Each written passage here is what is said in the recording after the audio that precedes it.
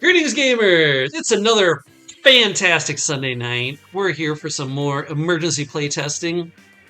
These folks, fine folks that have blessed us by coming here today, have no idea what's in for them today. It feels a little bit like Game Changer because I am constantly changing the rules on you guys, and the only way by winning is by learning. So let's The begin only now. way to learn is by playing. That's I don't know right. if it's copyrighted. We probably can't say that and put it online. And the only Probably way to can't say begin is by beginning. Hashtag please don't sue us. We have no money. We're just big fans. That's all. We're just Why are we fans. doing this? For those of you who don't know, Dropout show or Game Changers the show, Dropout's the channel. Sam Reich is brilliant. That's all you need to know. Look it up, have fun, enjoy. Have some fun in your life. Enjoy And it. they don't mind password sharing. So if you know somebody who has a password, they can share their password with you for you to try it out. That's true. Yeah, they're cool like that. They want you to. Yeah. Okay. Content. All right. So hopefully you guys will get your checks in the mail from them probably in a week or two, is what I'm guessing. That's usually how it works. So we are emergency playtesting. The idea is to try and stress test as many things as I possibly can in the next month before art starts rolling in and I need to be done again. So why are we here? Why are we doing this right now? Because it was about 4 months ago when I handed off text for it to be edited and all that stuff. Well, I got the text back like 2 weeks ago, a week ago, week and a half ago, something like that. And I was looking at it and I was like, we've had an additional 4 months of playtesting, and it was already a good game, right? Like bordering on really, really good. I think with these changes, though, I think there's potentially going from good to great. I really do. I think we can fine tune some things just to make it that much better. The campaign rules are really stuck in my craw. But here are some things that we've already play tested from last week. One, we got rid of honor and health as standalone vitality counters, crammed it together just to vitality into one overall health score. So now when you take damage from being taunted, or a sword wound, or a laser blast, or a mystic force, mind bullet, or whatever, that all comes from the same thing. Uh, so that seems to be a winner. We're good for that. We're looking into different bonding rules with other people, and there's different layers of relationships that you can bond with people. You can bond with them romantically, which means during downtime, that means a scene that I hand over to you guys. So how the game works, for people that don't know, is that me as the GM, the Oracle, I will set forth a scene that's some sort of danger or whatever that you now have to exist in that space. And then once I feel that whatever in my head I've set up for the obstacle to overcome, or it's a good time for a break, then I'll hand the scene back to the players. And the players at that point can do whatever they want to do. It can interact with things that we've already set up from my scene, but it's really a chance for them to reset. Okay. That's like huddling up before getting on to the next scene that I will then run. So you can use like a romantic relationship bond to heal yourself during, but only during when it's your guys' scene, right? You got the expert that you can use during any scene, that gives you swap out their skill rank for yours for one conflict. What else? I've got the guild thing, which I think only Eric has, Stacked Mud, which is the scavenger guild. I think that you're a part of. That someone has a relationship for that, and so that means you get one big clue about a specific target. Okay. And in your case, since you're a scavenger, it's legacy items, forbidden technology, that sort of stuff. Where you can be like, you know what, I'm going to call my guild and be like, hey, what's going on? Um, and then there's the Covenant one, which I think just Professor Kale has. And that one I need to work on. I originally just put it in there that you could aid the person that you're friends with in the Covenant. I don't think I like that. I think it needs to be more powerful because you're giving up one of your bonds. I think everyone should be able to aid everyone else if they have to, right? Um, so I think what I want to do is you can lean on another covenant member or interact with them in a meaningful way to create a unity point. Now, I don't know what that is yet. If it sparks something in you where you're like, you know what? And maybe we don't have to say a specific thing either. Just be like, hey, we're going to take a moment, like you both have to be in on it. Or not necessarily, you just have to give up your down scene time to, I'm going to do this with this other character to get a unity point. Okay, cool. So the bonding thing, I think, has really worked. It's a lot easier than it was before. That's a winner. The thing that we play tested last week the most, which was high stakes, low stakes, I'm getting rid of. I as much as I like that, um, just because it works incredibly well in Legends of the Cursed Riders, like it fits wonderfully in that game because it sets up more of like gaining your own tension points to have bad things happen to you. But in that game, there's a very specific thing that's a countdown to your life counter. In this game, I didn't want that kind of negative countdown thing. So we're getting rid of that. And I'm really happy we got to play test to know that that wasn't any good. So instead, it's going to go back to just pick your attribute, pick your skill. You can use points to gain stuff or not. Now, how the tension points are still the same. If you roll a one, I get a tension point. Okay. If you guys roll a six, nothing happens. Okay. That part I'm keeping. So one's the only thing that matters. Tension points to me. Okay. That's what we did last week. This week, here is my laundry list. Okay. And I will put a little list right now. I've got your character sheets pulled up there. Here we go. The first thing we're going to look at is new ways to earn Saga and Unity points. If you looked at your character sheet, I have completely spelled them out for you now. Okay. So you know exactly what you need to do as a character to gain Saga points. Okay. The main way is going to be doing story actions. Okay. So, story action is you do some world building about your ancestry or your guild. Okay.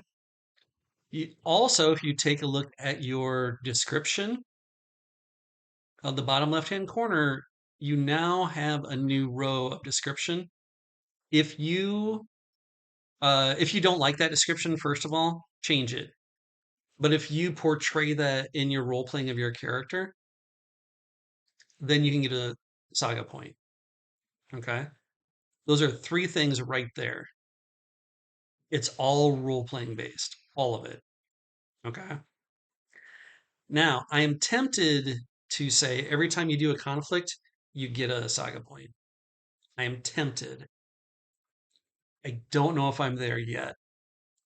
Um, because I feel like you might be getting light on saga points.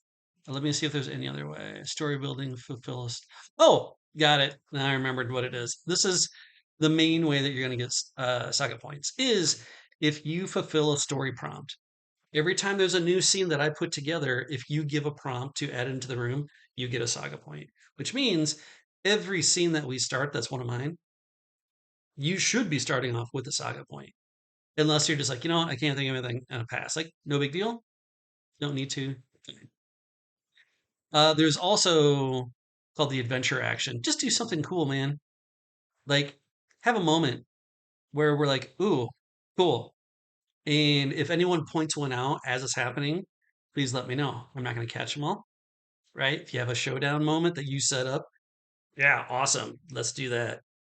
So there's five ways to get saga points. The cognitive load right now is heavy because we're playtesting, and I'm sorry about that. But we are going for story prompts, which I will hand to you, right? There are acting within your character, within your ancestry, in your guild, and your trait. Okay. Does anyone want to change their trait that they have on their character? Let's see now. I think Professor Kale is thoughtful. Stacked Mud is dogged and relentless. And Vic Dunshire is courageous. Everyone good on their. Okay. All right. The second I'm sorry. thing. I'm just, I had to run and take care of something. Just to confirm, when you were reviewing last week things, are we keeping the high stakes, low stakes thing? Out. Gone. Okay, that's what I thought you said, but like I said, I Yep. was distracted for a moment. So I Gone. want to Like check. I said, Okay. really awesome for Letters to the Cursed Riders. In this system, I think we want to go faster and just concentrate on the role playing part, the storytelling part of it, I think. Okay. The uh okay, now on your character sheet, there's also ways to gain unity points, which we were kind of lacking last week. You have legacy action, you have untold story twists. Legacy action, do something because of your legacy. Okay. And I gave two examples for each of you that correspond with the legacy that you have. If you want to reread your legacy description right now, or you know what? Let's take a look at it right now. Like Professor Kale is the artisan creator. Preternatural quality, connect with people. Others want to be near you and hear what you have to say. The artisan community is flooded with lovers sharing their vision and opening minds. As there's nothing more powerful than the expression of romantic love, painter, poet, and advisor of the crown are all easy pursuits for you. Stacked mud is the vessel or the seeker explorer. You embody relentless pursuit. You are willing to find the edges of your known reality to find your state. Seekers uh, make up most of the Explorer Society. Their interests range from mapping out unknown asteroid fields to journeying inward. Seekers are best for architects, bounty hunters, and diviners. Then finally, Vic Dunshire is the lion, the leader slash rebel. You are a vigilante against the unjust. You inspire others in whatever it takes to do good. There can be honor amongst thieves. There is a whole social structure dedicated to rebels questioning status quo. They are lauded as saviors against the company overlords. They are particularly good as politicians, aristocracy, and swindlers. So it's really about embodying your character, is how to get these meta points. And then finally, the other way to get unity points, super easy, do a twist, which that one you should be used to. Now, I did change how the Untold stories work from last week to this week. Now, you can introduce your Untold story whenever you want to. Okay. And then we'll do a twist like we've been doing. Here is one difference. When you do your Untold story, you have to connect it to a noun, basically person, place, or thing. And you have to say how that interacts with your personal story. And you'll notice on your Untold stories, you have a level 0, which that's just the beginning story. Normally, if you made your own characters, you get to create this, but for this sake, you just here you go. Here's your story. And then you'll see at level 5 on there, that's going to be the final thing that you answer. Here is the super interesting thing about this. Where it says Untold Story, just to the right of it, you will now have a character name, and it gives you the type of untold story you're trying to tell with this character. After you get done telling all 5 layers of this untold story and you decide what to do, you will get a reward based on what character you chose. So, most of them, I think I want to be big rewards. Like, the only way to increase your attributes is by finishing these stories or getting like a big bonus in protective stuff. Okay. Now, you can only do an untold story once per adventure, so we won't see it here. But it is something to keep track of. Okay. That is Untold Stories, getting saga points. The final thing I did, you'll notice that I got rid of Valor. Valor had been bugging me for quite a while. Um, I I didn't hate it, and it seemed to work pretty well for the way that we were using it. But what got me is that it's basically just a defensive protective skill to take. Anytime something bad was happening, you'd be like, well, I'll just do a valor check. And it gave you protection from everything. So it seemed like, well, every character should just load up on valor, right, to live through the adventures a little bit easier. So I changed valor into an explore skill, which fits for the scavenger really well. And it's basically all about dungeoneering, like your old school dungeoneering, which fits in this world because you'll be going into a lot of places to find forbidden technology, either in dungeons and like far off places or whatever. It's about exploring, you know? And that's where you get all those different layers. So that means though that I have changed how we do damage to the peril rolls, which is what Legends of the Curse Riders does. And we'll get to that once we get into combat, which is the number one thing that we're going to stress test today is combat, because I've got something that I hope is going to knock your socks off. I think it's super fun, and if this doesn't go over the top for us, then I made a mistake. But I think this is how this should be played. So before we can jump into combat, though, take a look at your characters for a second. I'm going to grab a quick drink, and yeah, be right back. We don't have valor anymore. Correct. One of my special things is don't tell me the odds where I succeed on any valor skill check. Uh, Is that you okay? Changed valor to peril, aha? which Ooh, for those of you who have played, I think all of you have played Legends at this point, is that when you get into a combat situation, you can either give up your action to attack back during that same round, or you can just use your straight attribute to defend, but it's only defend. You don't do any damage back,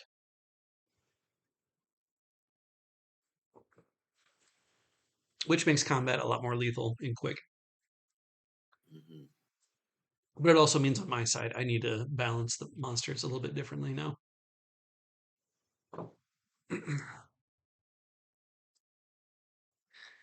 Okay. From taking a look at your characters, is there anything on there that, like, I know Aaron and I talked a little bit about your character, and I think from the way that the character is put together now, I think he's a little bit more of an extrovert type character. He can still be thoughtful, but I mean, he is the lovers, right?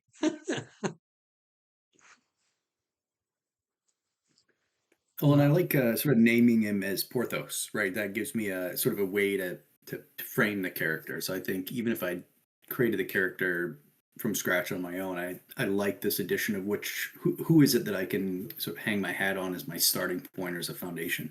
I like yeah, that. right on.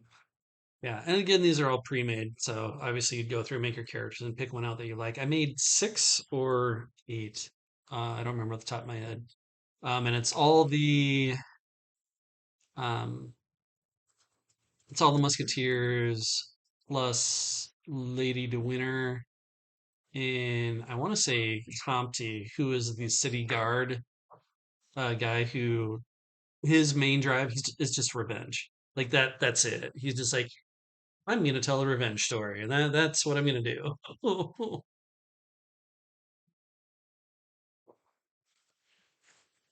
I just noticed I have a thing about valor as well.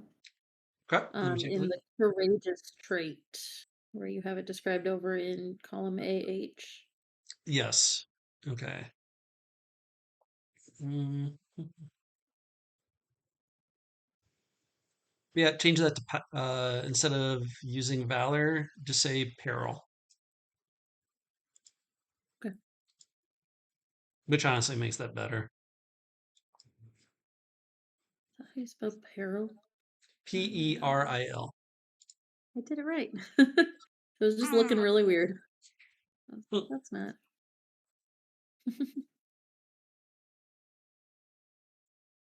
Okay. All right. Do you guys feel ready to get thrown into the deep end? Let's do it. Okay. What I'm gonna do, I'm gonna give each of you 3 saga points. Okay.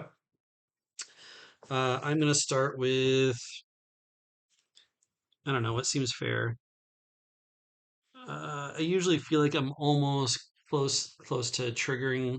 So let's say we'll start off with 5 pension points. No, I'll start with 4. Start with 4. This is kind of a random thing to throw in there. We'll start here. Okay. That might be too many. Well, anyway, this is how it's going to go down. All right.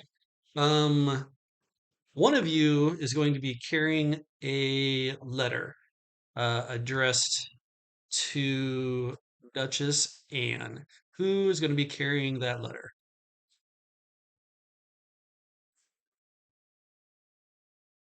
Oh, love it. Stack Mud gets a love letter. And you are trying to deliver this love letter between duchies for a forbidden love. However, if you can get to deliver this letter, it's possible for these two duchies to arrange a marriage, as their two families very star-crossed lovers sort of thing, right? So you're in a megalopolis type situation. Let's just call it on a space station going from one end to the other. And you're in a darkened street that it's open air to, like, the big clear bubble. Think like 1950s, what a space station, like flat, huge dome bubble over it, but it's like miles and miles and miles and miles wide, right? Big, huge half donut circle thing. And you're traveling through these uh, cramped streets. And lo and behold, from out of the shadows ahead of you steps a man wearing a red and blue tabard with a vibrating rapier. It was like, greetings. You think you have something that my master doesn't wish to get delivered? So to this I say, en garde. You see behind him 2 other ruffians step from out of the shadows. They are just kind of soldier-looking dudes. Uh, both of the 2 other men wear armor. Okay. Here's how initiative goes.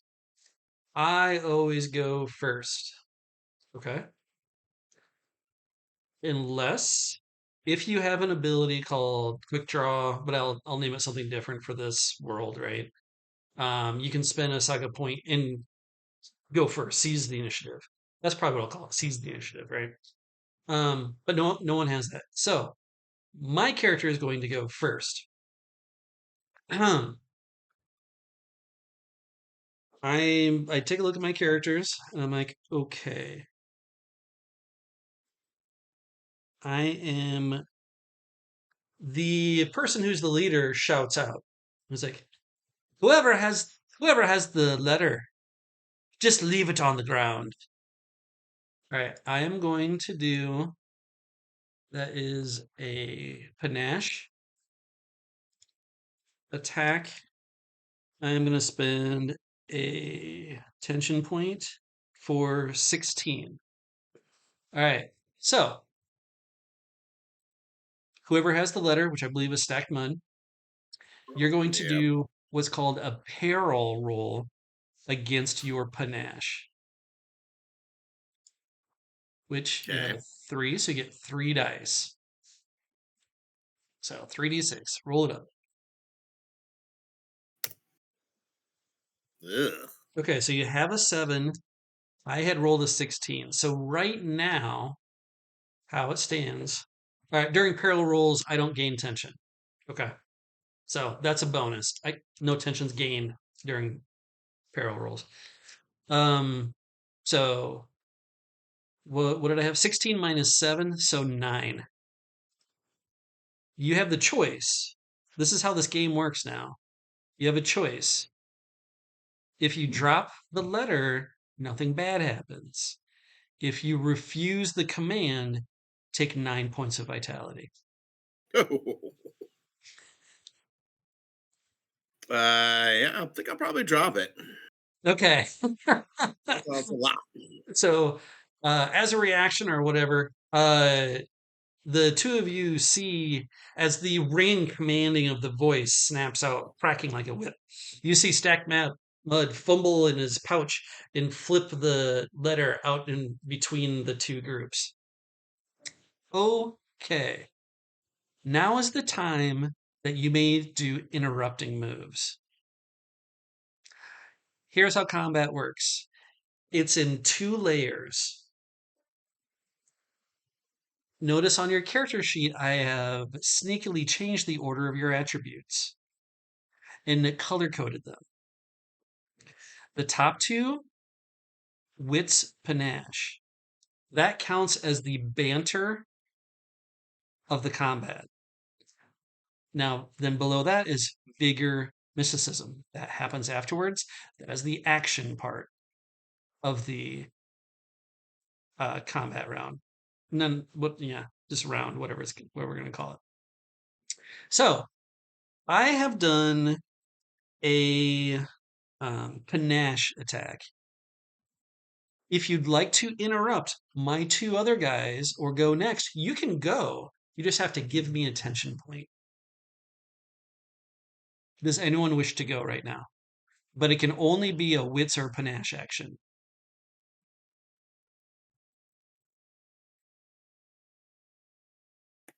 So interrupting would be like to harm them, knock them back, somehow interrupt, just sort of any combo of any of that. Do a conflict that has to be either wits or panache, and you can only do one of them. I will. Professor Kale will step forward and throw a social jab and say, "Oh, Duchess Anne, I didn't recognize you with your thick mustache. If you were so eager for your love letter, you should have just asked." Perfect. Who are you saying that Intimidation. at? I assume you're doing that the lead guy, right? All right, so you give me a tension point, but now you get to go. So yeah, go ahead and let's see. That's going to be what, dual wits, yeah, or panache, one of the two. Absolutely. Oh, Ha! oh snap. Six. Okay.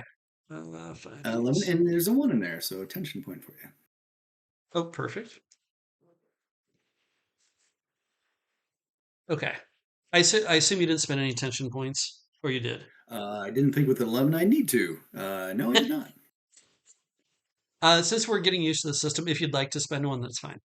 Do you want to? Yeah, what the heck? Why not? Okay. And then I have to And take a that's not look a at. saga point. That's a tension point to keep one now. No. It's saga Good. points to keep dice This still. helps. Okay. Yeah. Okay. Yeah. If you I'll keep interrupt one. me, you just give me a tension point. It's whether I want to spend a tension point or not to keep another die to not take any damage, and I will. All right. So it's a way to relieve me of tension points, right? Okay. So Professor Kale steps forward, verbal jab. As the person obviously in charge, let's call him um, Core, Cor, Core, good old Core. Part of the Crimson Guard, Core of the Crimson Guard. It's like, I would say the person who hired you has more hair on her chest than most of you that I'm fighting today. Would Stacked Mud or Vic Dunshire like to do a banter action, interrupting banter action? If you don't, that's fine. You don't have to do any action. Because my soldiers, what I'm going to do is that I'm just going to step in front of the Crimson Guard Corps. They know better than to get into these verbal battles or panache battles with anyone. I'm not going to worry about it yet. Okay, so they're just gonna step in front of. Well, they're gonna move forward to try and like flank the letter that's now on the street in between you guys. All right, now Stacked Mud or Vic Dunshire, my guys have all gone for this phase of the combat. Do either one of you have a wits or panache action?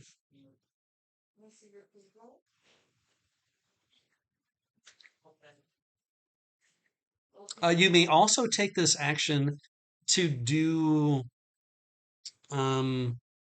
something else. Like, I want to do some world building real quick in this. Like, hey, I think my guild would know something about this, or I think.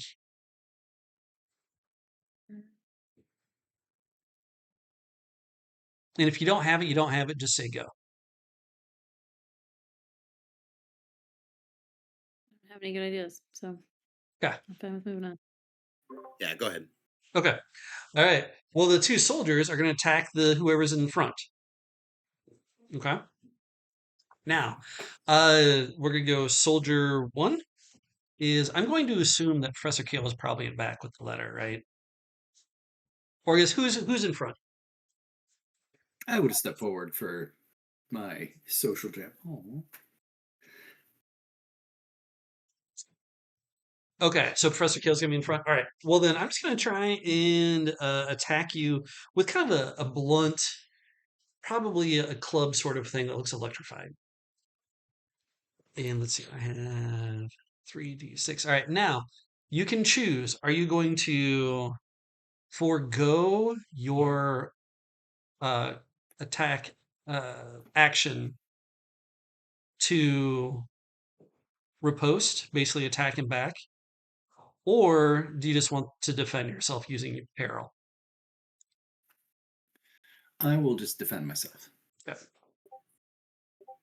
Yeah, I got a 7. And so, what is it that I roll again for the peril?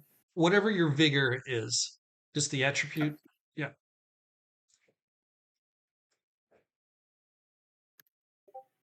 Oh yeah, you easily dodge out of the way. As the one, all right. Now my second soldier is going to attack with their club. Does anyone want to interrupt at this point? I would interrupt. I give you a tension point if I do. Yep. Yep. Okay. I'm gonna pop up next to the doctor, and uh, with 5 of my arms, I'm gonna punch. With my 6th arm, though, I'm gonna try to pick up the letter. I'm Okay. just gonna make one big athletics check for the whole maneuver. Is that fine? Sure, with a -1 die. Sure. Yep, I'm I fine with need that. All right, so you I give me yeah, attention. All right, I took it. okay. And then here's my vigor explore. It's pretty good. Okay. Vigor explorer, vigor duel. Because you're trying to punch Oh, him, I was right? I was doing a punch like an athletics kind of a punch, but that's more of a flipping around kind of thing, isn't it? Yeah, yeah. The athletics thing is more for like in a dungeon, climbing, Yeah. jumping over pits, that sort of thing. Sorry. So this is going to be with -1d. It's going to be the vigor duel. Sorry. Okay. Yeah, not a problem. Eh, Pretty amazing. good. Either way. You want to spend attention or a saga point to keep a die? Since you're the aggressor now, because you interrupted. Yeah, and I will. Okay. Yes. You're at 15. Yeah. Okay. I got an 8. So you clock me for 7. Well, shoot. Okay. You hurt and bruise your knuckles punching into the armor, but you as your last shot comes in, you manage to track him across the jaw as he falls to the ground. As your Nice. 6th arm tries to stealthily pick up the letter. Well, not stealthily. You're just able to pick up the letter. I wasn't trying to do it stealthily. Right. All right. Yeah, you've knocked out one of the soldiers. All right.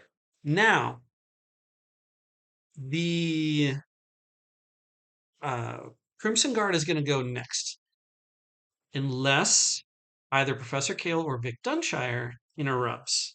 Now, you know from the Crimson Guard, they have a specialized Spark Blast attack that ignores armor, but it also uses their mysticism, which is pretty all right. Do either of you want to interrupt?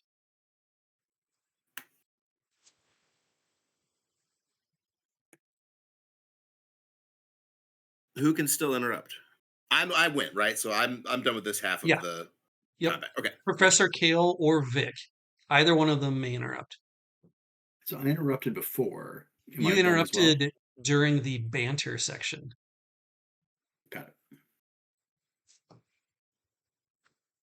I'll interrupt with rapiers. I haven't pulled my sword yet, but they're going to try to hit with their fists. Okay.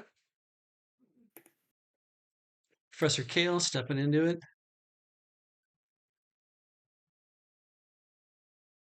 Okay. You want to keep anything? Boy, I'll stay with the 10. Okay. Yeah. The armor is just too thick as they try to punch through. All right. So the Crimson Guard, Poor, is going to unleash the Spark Blast. Seeing you, Stackmed, that has picked up the letter. Yeah, I'm going to spend a tension point. Spend 2 tension points. All right. So for 18. Now, this is going to be a peril mysticism. Really?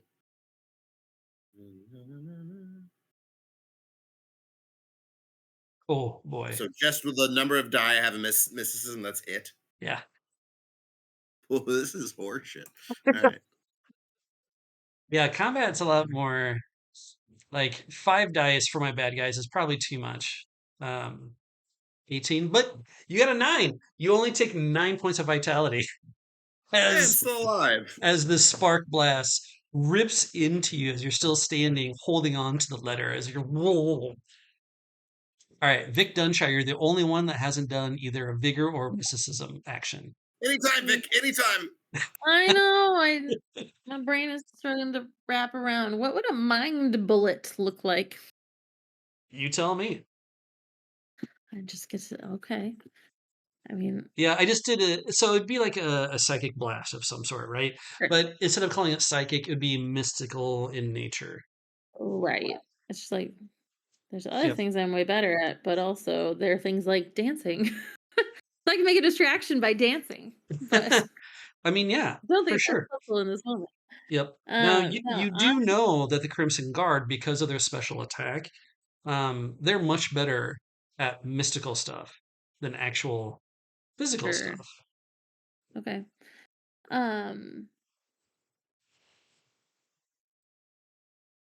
What if I'm gonna go dual rapiers is the ultimate skill?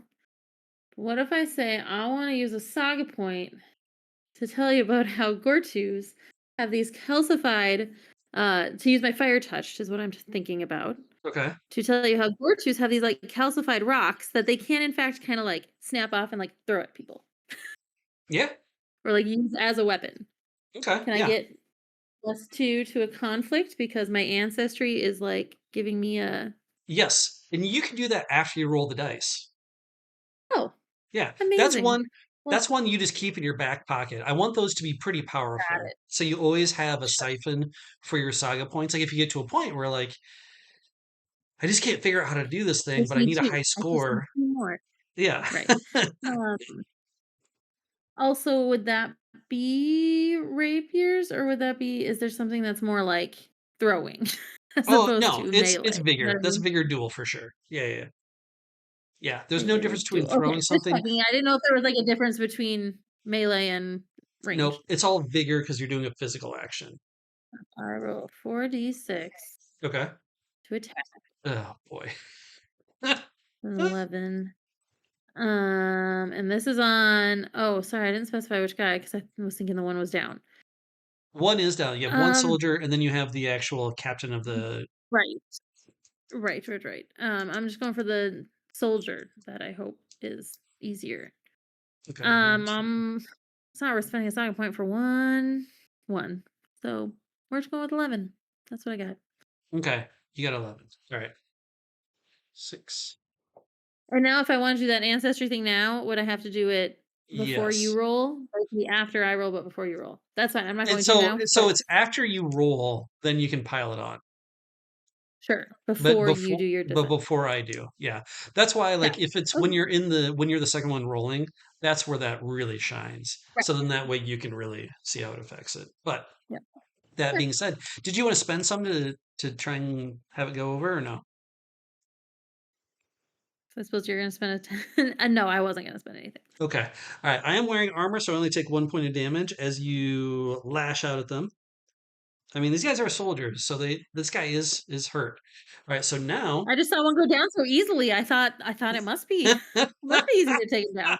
Somebody else took one down so easily. all right. Um. So now we go back to the top of the round. Okay. Okay. So I'm going first again. I've got one soldier, and I've still got four. Core is going to try this again. All right. It was uh in the name of, so we're in the banter part. So I'm going to do this part. Um, in the name of the duchies of Aldenia, um, lay down and surrender. This is pointed at Stack Mud, who has the letter. Okay, but I at this point I've done my big attack. I got an 8, so this is a peril versus panache. Using your panache.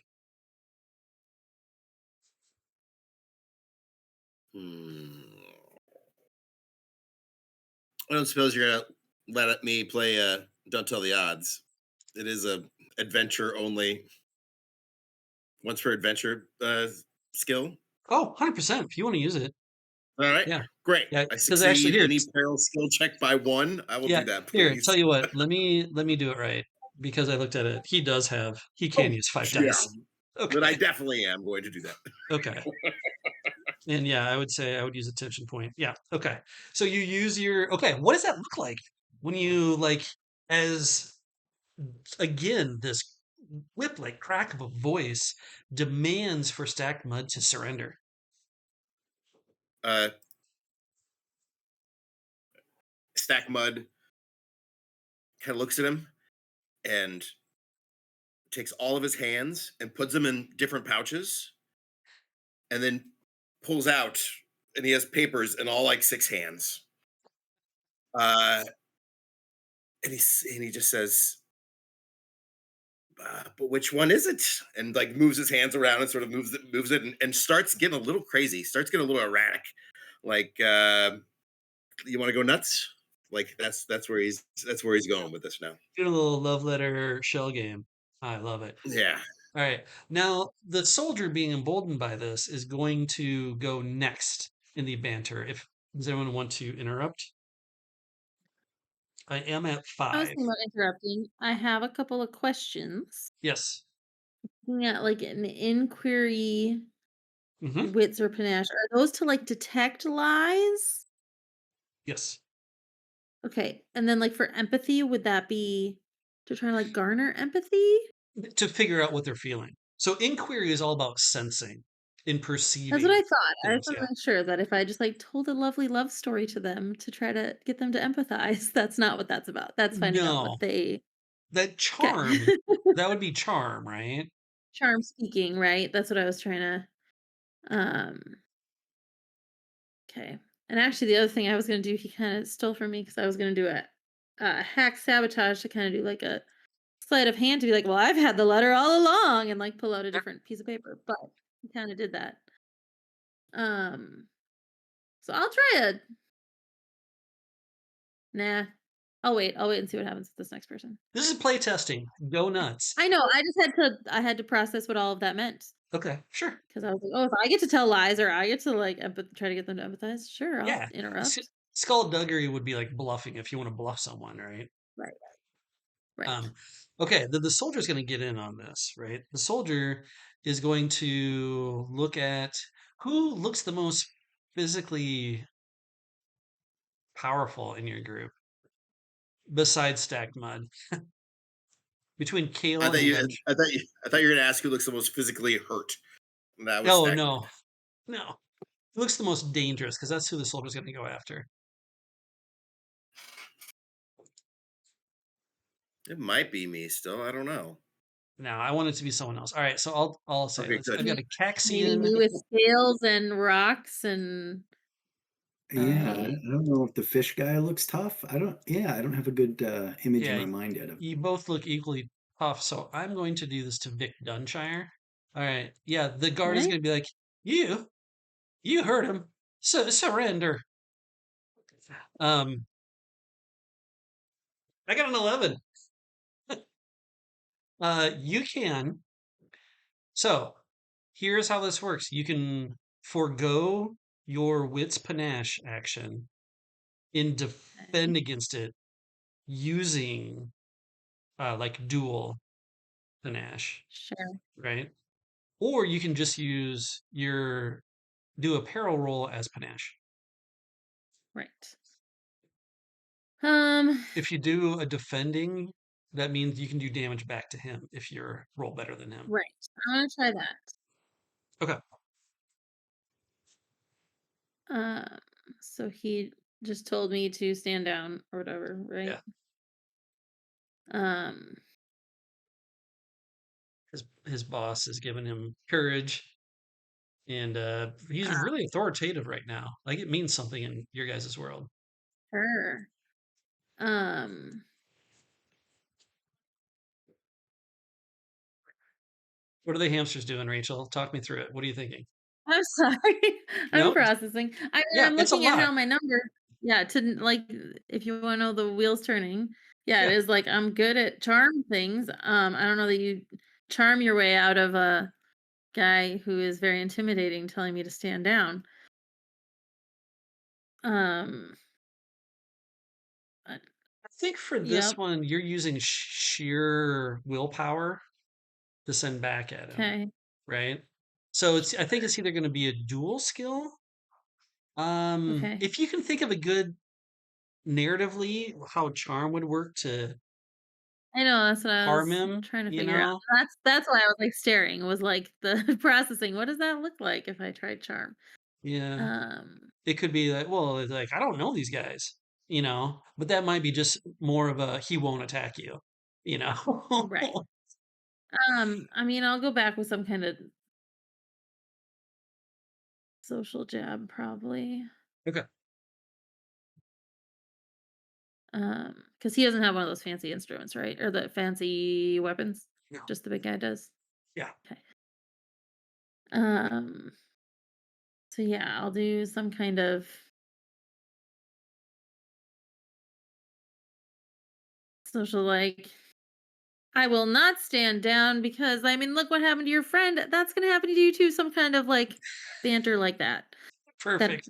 my brain can't figure out in the Ah, moment. that works. Yeah, it's gonna be more about like pointing to his friend.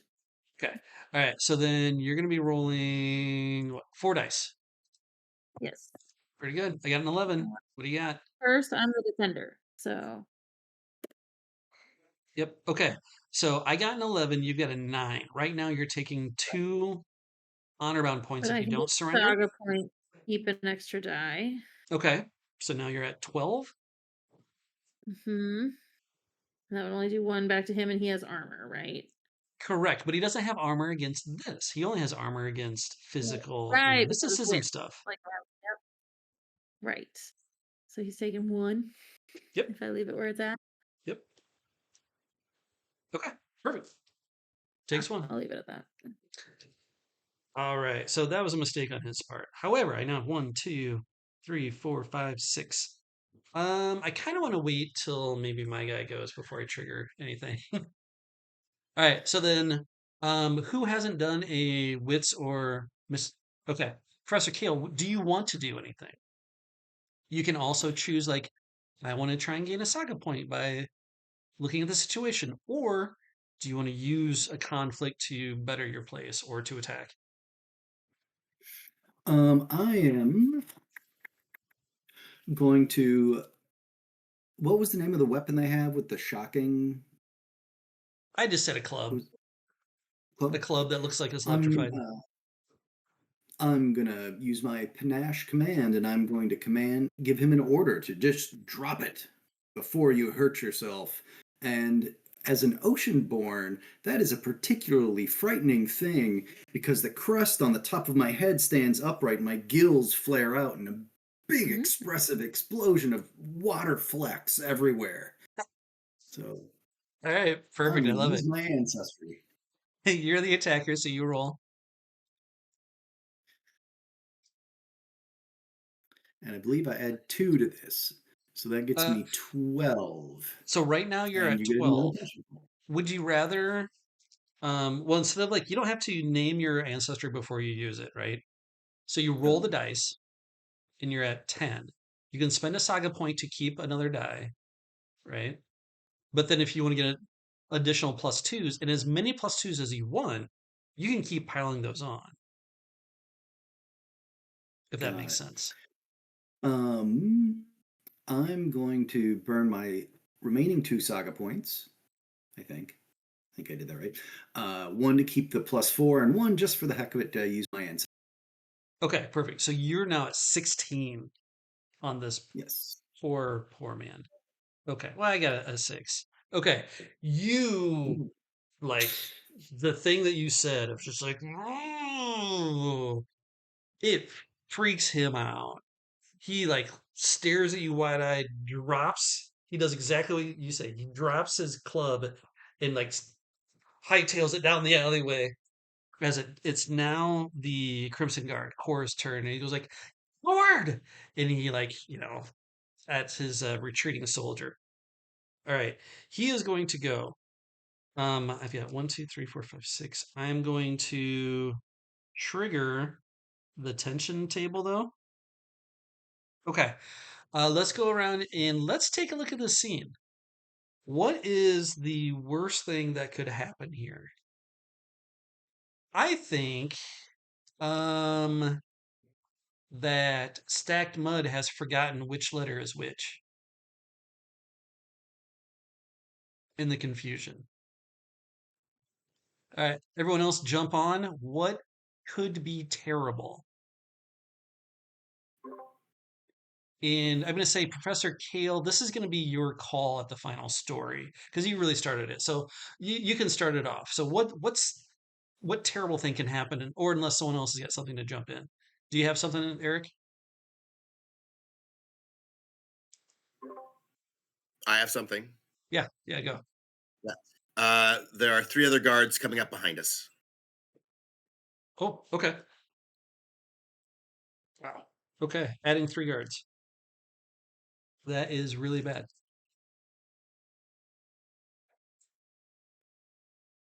Uh, he drops the letter in the mud, and in his flurry to get to it, actually stomps it and grinds it down into the mud on accident. Destroys the letter. Okay. Vic Dunshire, what do you think? Is terrible. Um,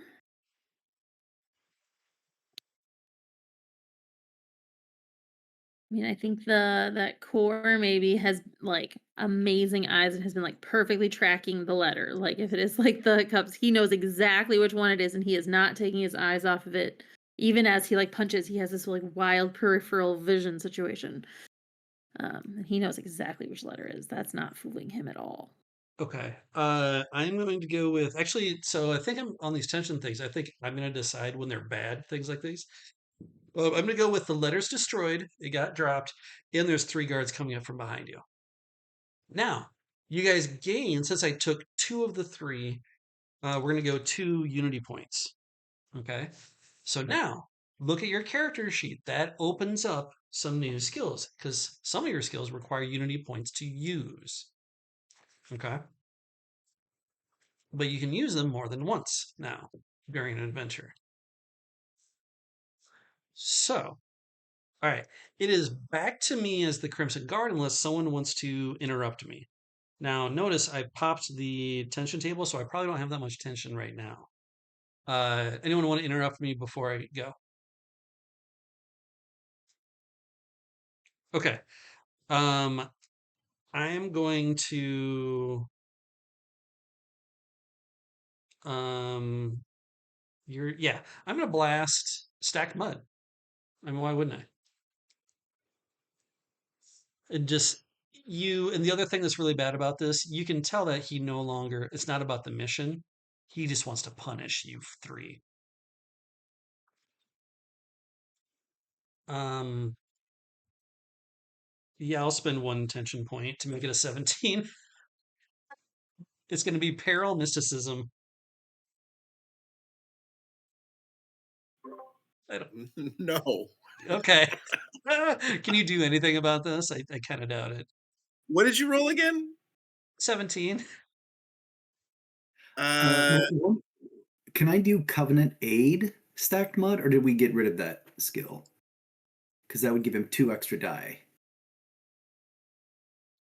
Um, no. Right now, that's what we're doing, is that you can do a +2 dice once per adventure because you are so people that are watching this at home, only Professor Kale has this as one of his bonds. It's spent on a Covenant member, and the Covenant member is actually stacked mud.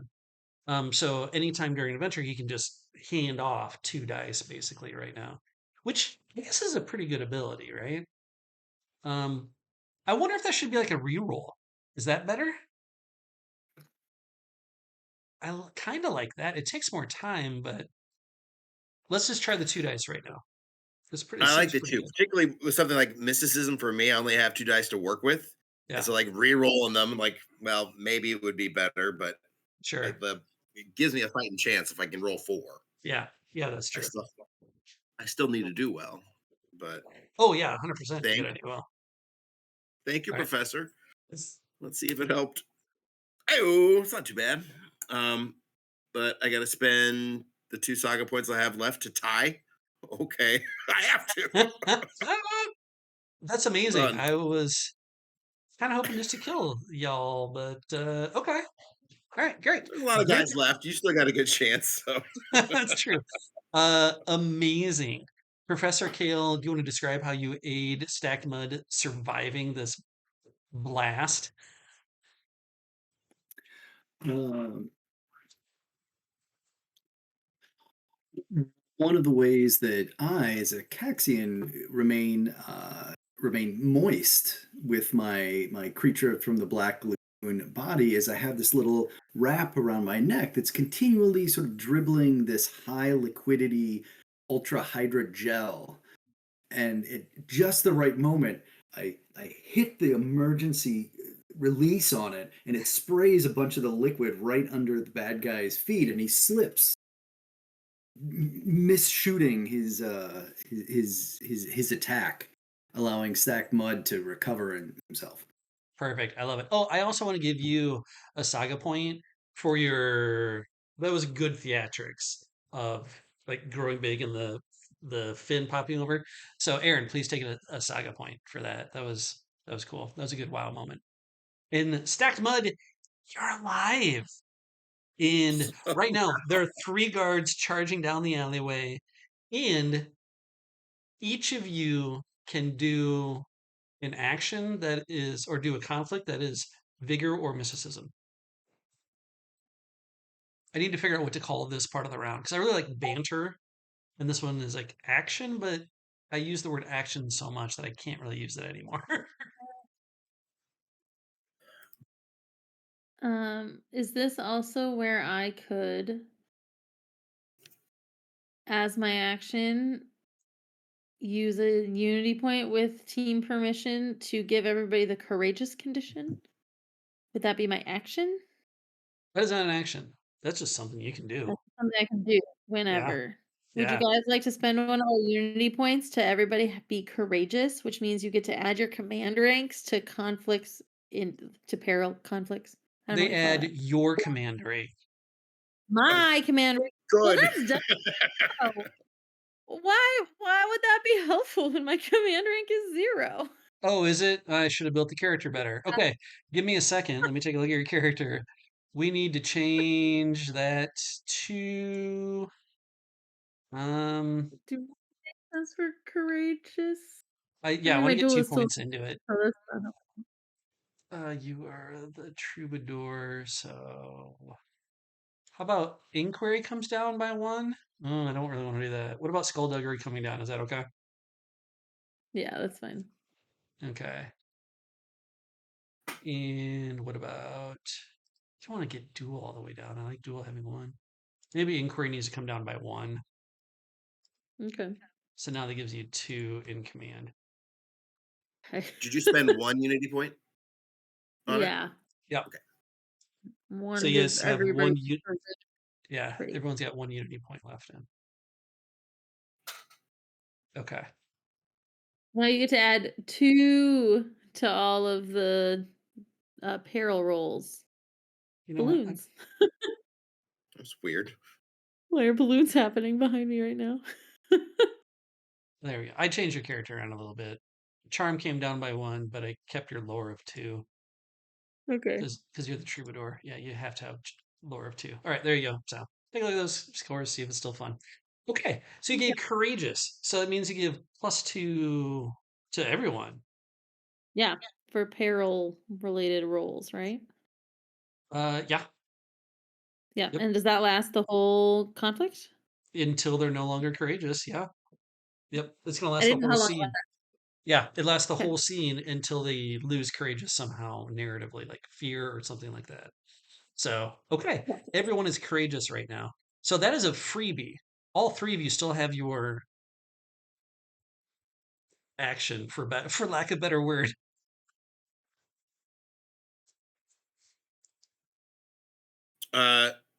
Stack Mud will go. He sees the like 3 more dudes coming, from behind. And he takes all of his joints and sort of contorts a little bit, presses up against his body, bends over, and releases a very horrible stink cloud um, out of himself. Uh, it's a thing that his people can do. They're very embarrassed about it most of the time, but he just feels like Vic made him so courageous, and like he's got to really embody this, his strengths. And so he's gonna use this as a. What? I really want to kind of do like a. I was like add to our ability to move around. I was thinking more like a fog cloud, sort of a, you know what I mean, to be able to like Okay. have them have negatives against So us. so people Where know do you want what's to going go? on. So people know what's going on at home here. This is a made up ability that he's trying to do just out of nowhere. Normally, not something that I'd be okay with, right? But I think this is something that I'm okay with for spending a unity point. So you are introducing a new element to your character completely. Like, whoa, all right. I think it's cool, so I want to give you a saga point for it. But if everyone's okay with you using a unity point, and then I would give the um like the ill status, like all my people that are in the area of effect have to make a check or get penalized, basically. Does that sound fair? Is that what you're shooting for? Yes, something like that. Okay. Now, does that mean everyone else, including your covenant? That's a really good question. Here's what I'll do. It'll be a unity point if your covenant members are not affected. Okay. Sure. Otherwise, it'll be your whole turn. Okay, but everyone's affected.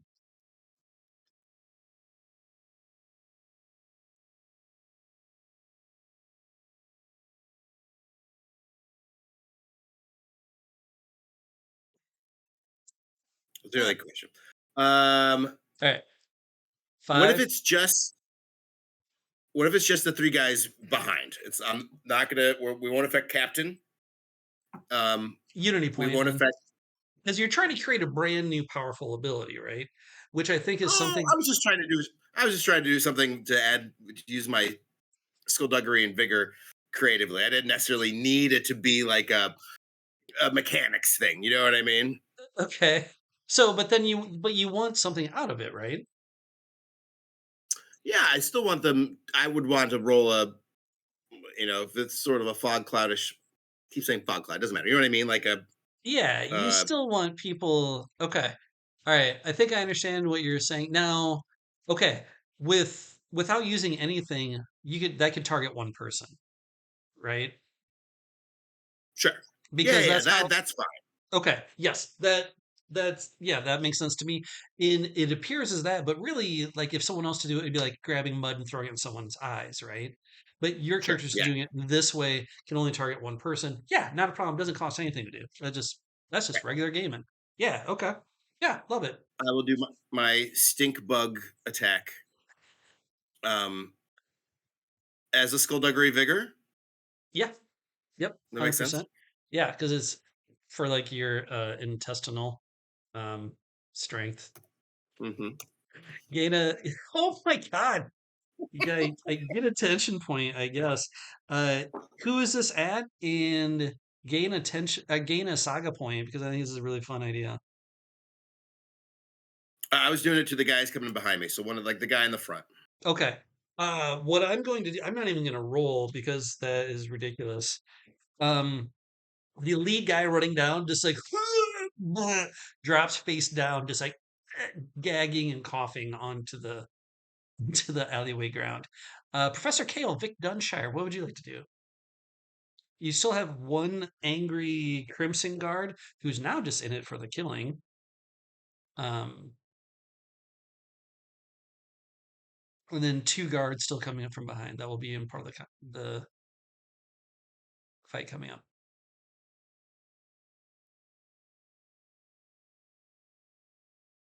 I would. Now that my numbers have changed, I'm just double checking here. Yeah. So there's not the one in front of me anymore that told me to stand down. There's just the Crimson Guard person. Oh, right. No, there is one in front of you. Sorry. Yeah. Oh, okay. Who's injured. Yeah. There's two behind, Right. two soldiers behind, one soldier in front who's been injured, and then the Crimson Guard. In which case, I'll just do rapiers on the guy in front of me. Okay.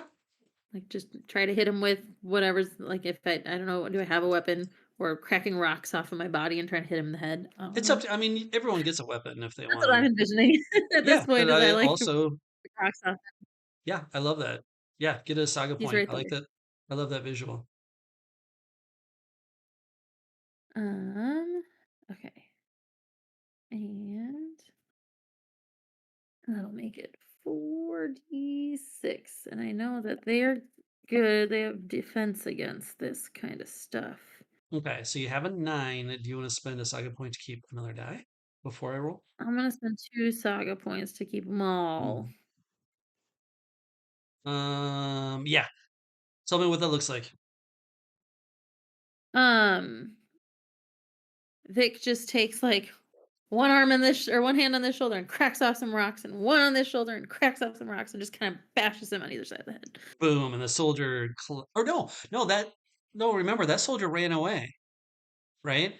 Oh, I don't remember that happening. Well, I Yeah, ran after him. Professor Kale told that guy to run away. Would you rather attack the Crimson Guard?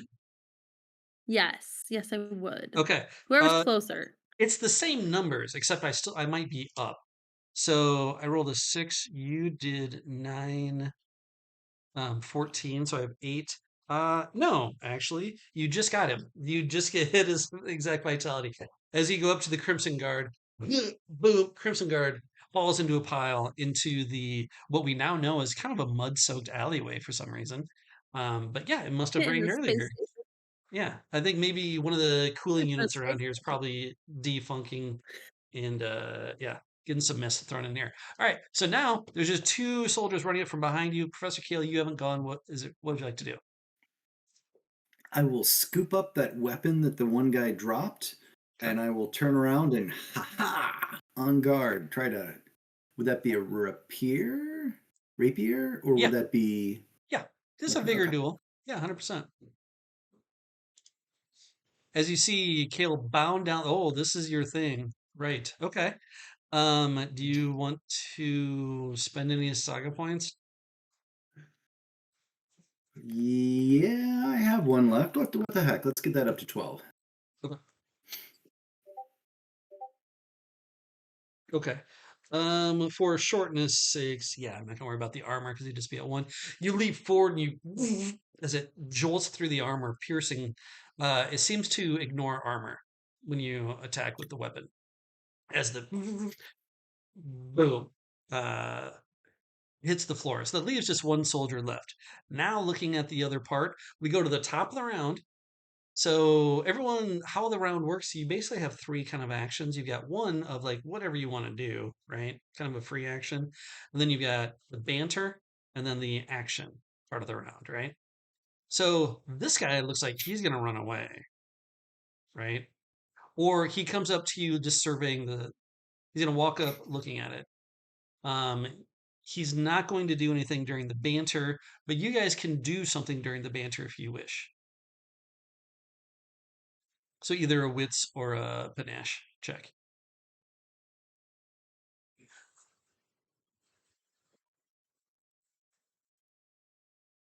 There's 2 guys, but one's gonna run away. No, 1 guy. There's only 1 guy left. Because there's 1 guy that's coughing his guts out, right? And then 1 guy that showed up going like after like standing next to Professor Kale, basically. Right. And he is going to forego his banter phase. I'm not gonna do anything. Okay. Kale, Dunshire? Let me tell you a story. Is how I start what I say to him. Yeah. And I'm gonna try to appeal to his uh any sense of unrequited love, or not unrequited, but like ships in the night, like you were saying, and try to get him to listen to my story about these 2 lovers who just want to be together. Okay. I'm gonna use my speaking charm. Okay, you're gonna try and charm him into not attacking, basically. Not Okay. attacking us. Like, just let us deliver the letter. Yeah. Let Okay. these 2 have their moment. You're the attacker. Go first. Yup. You want to spend any saga points? No. I might regret that, but 8, 4. You got him.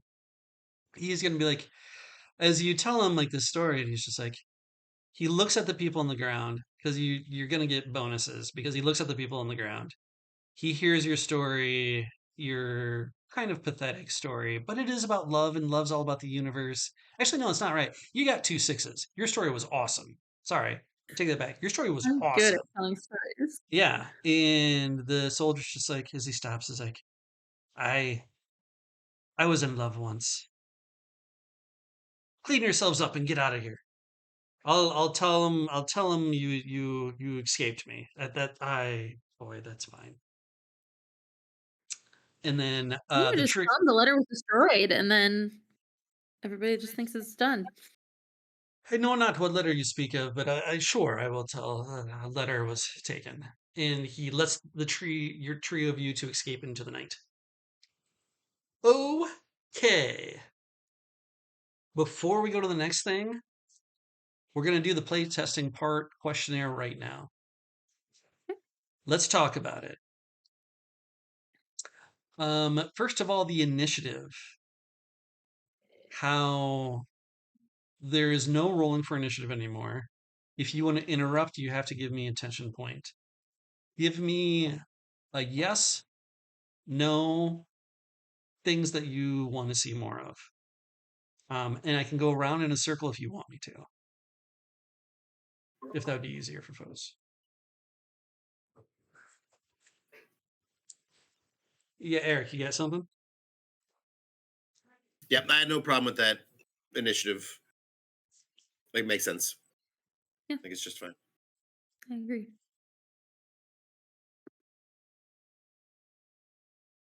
No, Aaron? I'm fine with it. It makes things feel a lot scarier, maybe more lethal. But I don't think this is a lethal kind of game, right? I mean, I think it makes me reconsider whether I'd ever want to start a fight. So I think that's actually good, right? It encourages the other kind of role playing. It also very much made me regret when I did not interrupt at a time where I maybe should have. Okay.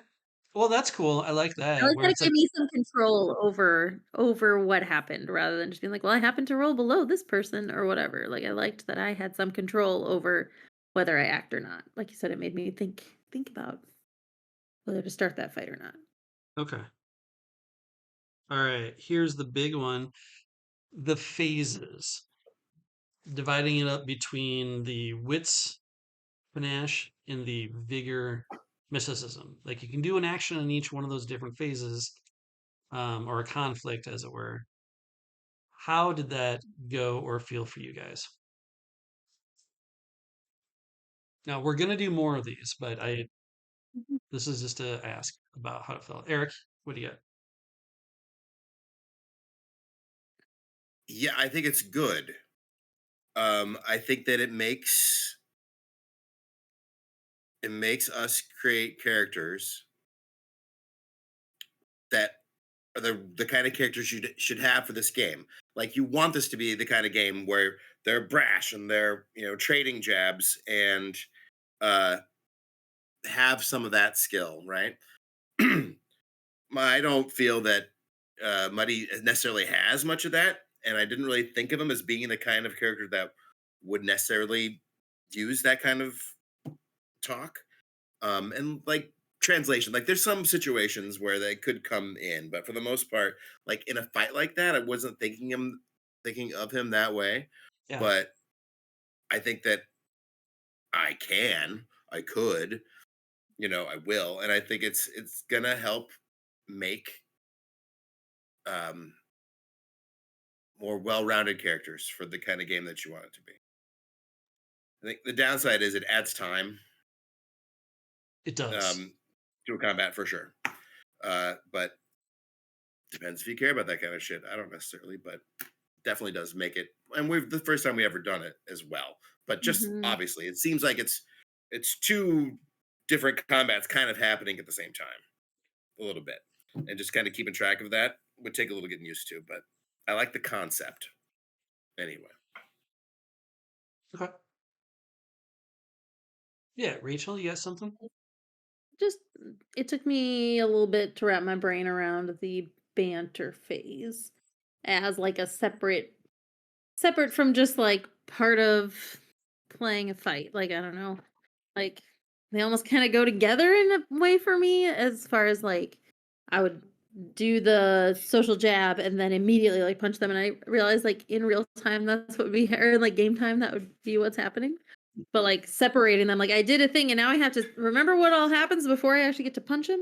Like, it was just it took a little bit of time, and Okay. also just to figure out how some of those social things were more attacky. I Sure. like the concept, like Eric said. I need to try it a little more. I think my brain was, yeah, just struggling with how to make the banter part make sense. Yeah. Okay. Sounds good. Eric? Or sorry, Eric. Aaron. Yeah, they both said it very well. Agree 100%. The mechanic I was waiting for and didn't expect is I expected that in the fight we're gonna cross swords or whatever, and whoever wins by that much point the other person is hurt. I expected a similar thing in banter, Yeah.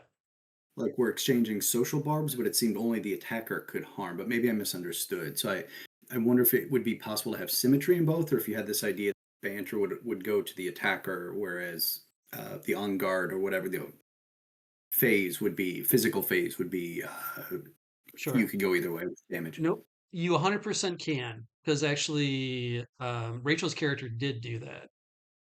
Oh, okay, got it. Yep, Yep. Yeah, it love it. definitely wanted to I work the misunderstood. same way, so it's not confusing. So you can Okay, either yep, I defend or you misunderstood. can just like attack back to see whichever the win is. Love it. Okay. Thank Yeah, you. the only thing I'm worried about is that it does add time, right? And this isn't a huge fighty game. I want the combats to go quick, but I want to try it at least one more time. But so far the interrupting seemed good. The phases were okay. Um, just getting used to it. Here's what I'm envisioning in my mind that everyone has at least one thing that's either wits or panache driven that you could do. Like wits could like look for a weakness, right? Or an empathy for panache to figure out like, oh, does this person, are they really feeling this? To get an advantage for later parts of the um, down the round, right? I'm also, that just occurred to me while we were playing, is that when you interrupt, does that just become your new initiative, right? Or am I forcing you to spend, or forcing you to give me a tension point every time you want to interrupt? Seems like a lot, or maybe it's just a little bit. I don't know. I started with 5 tension points, and I never start with 5 tension points, right? So if I start this next combat with like just 1 or 2, which will probably be more like it, that'll probably give me more answers, I think. Eric, you're gonna say? I just think there's a lot of reasons to want to interrupt, and like I think it's just going to happen, right? Like it's going to add tension, but I don't know how many rounds did we go roughly of that. 2.5, 3. Yeah. That was it. So It was quick. yeah, I don't know. I wouldn't ditch it yet. Keep it and see what happens. Oh Like yeah. it doesn't change the order or anything. Like I think it's fine. Like we you keep the tension point. You give them a tension point. If you want to interrupt the next round, you have to do it again. Yep. Okay, perfect. As far as the other stuff that happened in there, I really like the way that you guys used the abilities. Now I realize you only used them when your backs got up against the wall, but good job. Good job. I think that was really cool. All right. So, um, we're gonna do. I now hand the scene over to you guys as you've escaped into the night. You have not made it to the other duchy as of yet. You know people are still hunting for you. So this is the part where I hand the scene to you guys. Okay. Um, is there anything that you want to do besides just heading to the duchy? I imagine stacked mud will have an action. We'll have a bond action, but I don't know if anyone else will.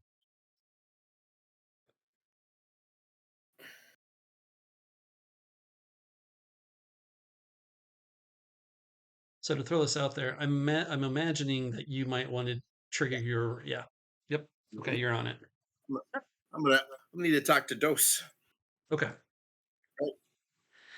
So Dose is one of Stack Mud's bonded contacts that is romantic, which means that they can heal themselves. So even just like thinking about them, writing them a letter, or whatever chivalric romantic thing that you want to do in this world, that can heal you. They can heal you from physical wounds or even mental ones or whatever.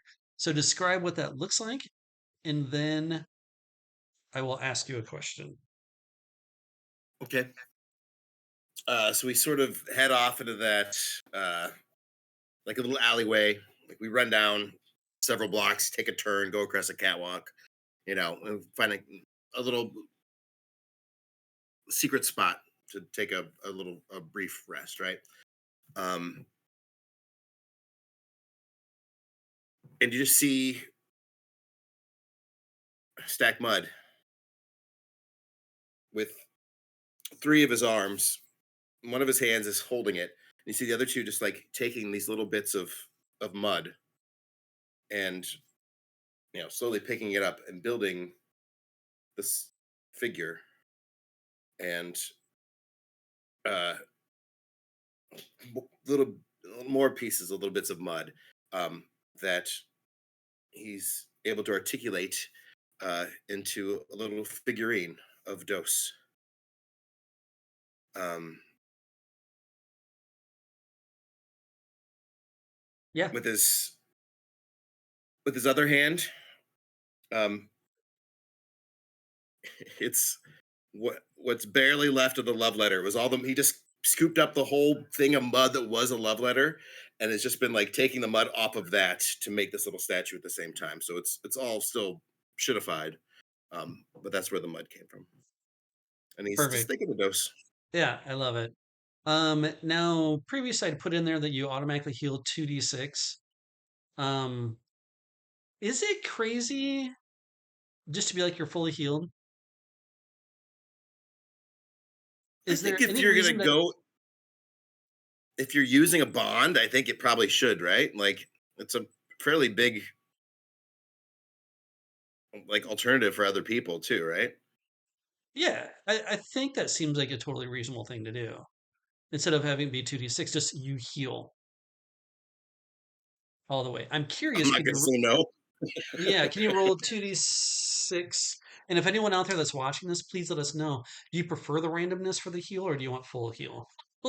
Just for humor me, you'd heal like 7, but or like do you heal like 2d6 plus your ranks in panache, or weave, your ranks in weave maybe? That's Hmm. interesting. What if you do 2d6 plus your ranks in weave? What would that get you? Anything? Uh, not for me. No, it's Yeah, it still still has to be I have 7. 0 weave. That still gets you all the way up to 8. Okay. So actually, I really like that weave thing. How do you guys feel about it? Does that feel in line with the game? Yeah, makes sense. But then, okay, here's my problem though. Then people that don't have any weave, like, would you still take a romantic thing?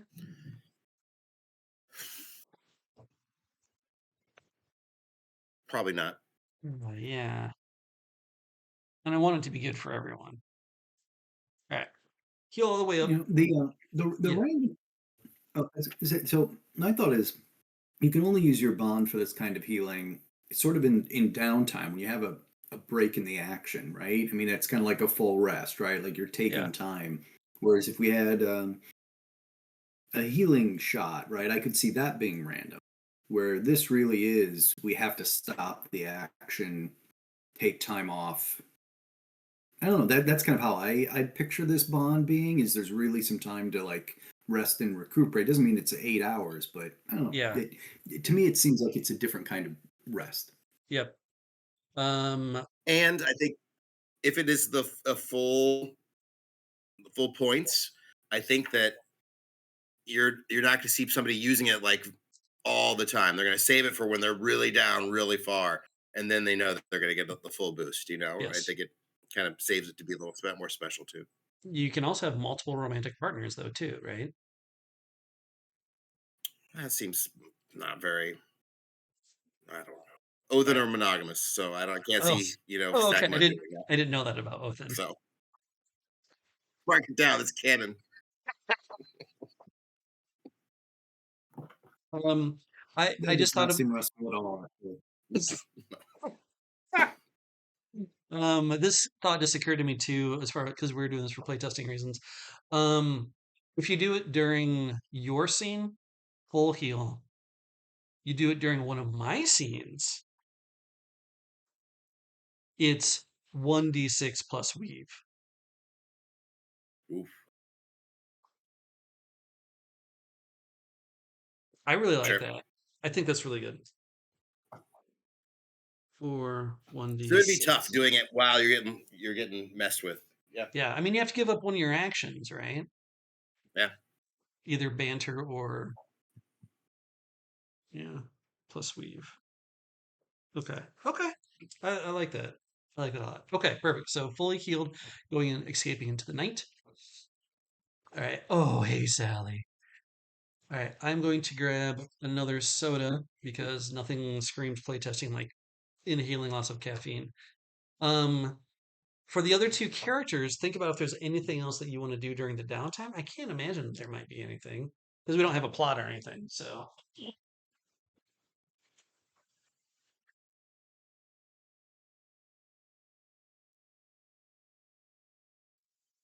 I don't have anything else I'm going to be doing. What do you think, Rachel?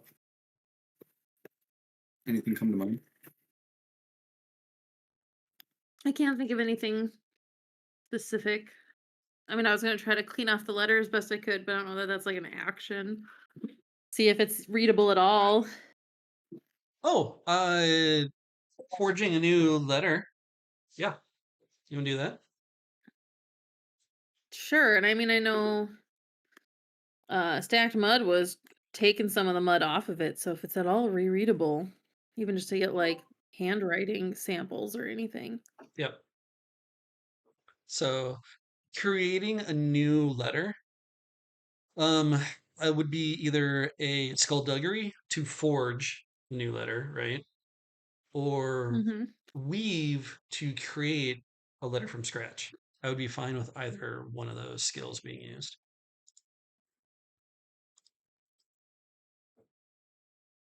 I'd probably do skullduggery. Are you thinking wits? Yeah, probably, right? Okay. Yeah, works for me.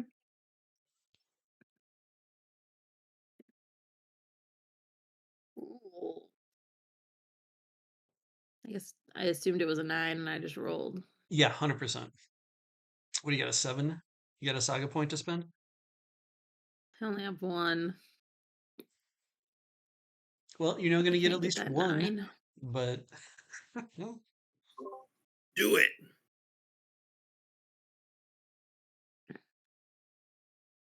Wait, what? I mean, yes, I can spend my 1 saga point, but I'm still not gonna hit a 9. oh, you're right, because you have 6, 8, you'd have to Mhm. spend 2 saga I points. was Okay, confused gotcha. whenever it's saying do it. I'm like, Yeah, sorry. why? Don't do it.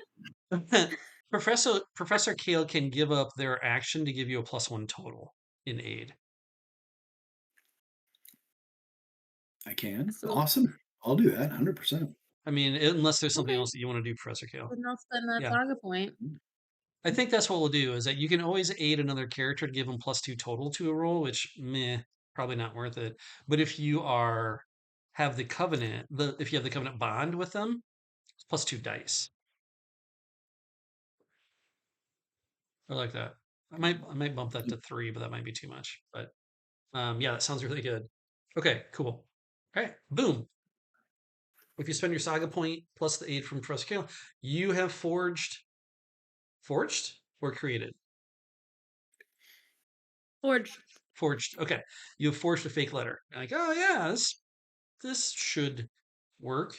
Great. I mean, you made it. It's good. All right, you are. I'm going to try and do 2 more combats. We'll see how they go. Okay. All vastly different. Okay, you are heading down the alleyways now. And again, another person stepping from the shadows. Crazy how they all hang out in shadows.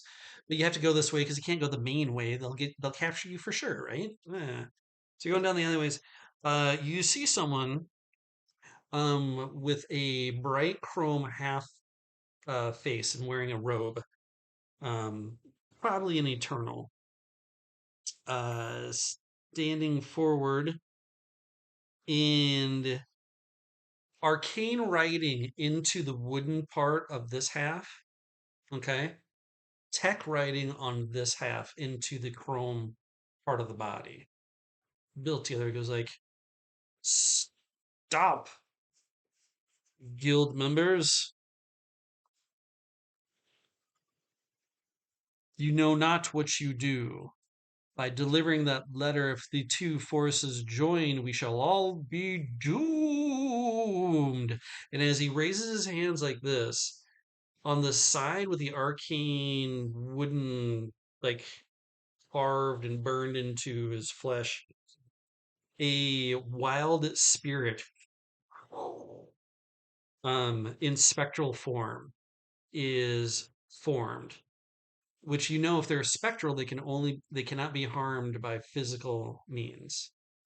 On this side, a a zombie kind of a zombified robot.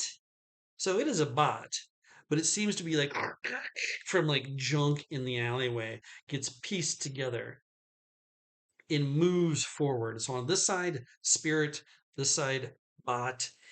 The techmancer is in between as they move forward towards you. All right, again, I go first unless you have the ability. Blah blah blah blah blah blah. So I'm going to go first regardless, and everyone's healed as far as I know. Yeah, Eric, you have a question? I'm 2 points down on vitality. No, you're fully healed because you Oh, used we it did during. fully healed. We decided for Yep, sure. Okay, great. yep, during downtime. Yep. I really And then like do we that you each can. You can use it now during combat, but it's way Ah, weaker. that's right. Yes, But it's way that's weaker. perfect. Yep. And then we should all have one more saga point because you just started a new Not yet. scene. So Okay. now this is a new scene, and I would have story prompts to ask you. All right. So tell me. We'll go around the horn. Paint a picture for me, y'all. You're in an alleyway. We've got this Techomancer guy. Um, yeah. Give me the story prompts. Story prompts would be like, how do you know he's telling the truth? What awful thing would happen if these two houses would join? Um, what yeah, why is what were you told to deliver the letter? Let's go around the horn. Who's got ideas?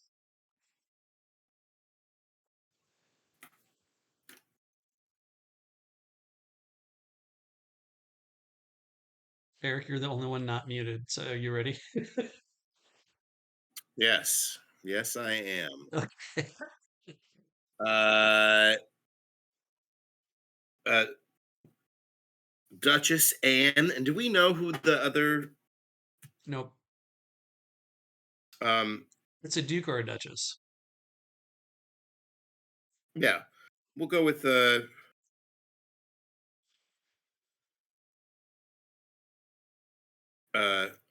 Duke Frevor. Uh,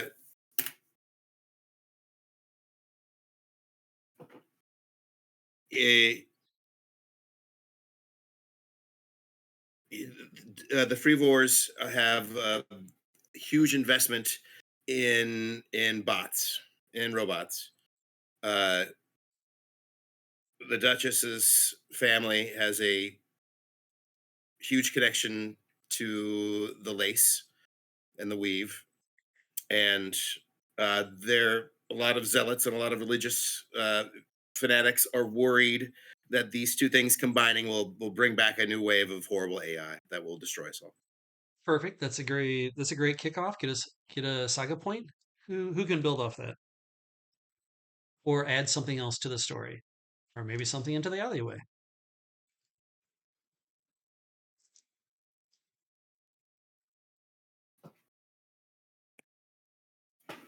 And Lord Freebor is already married.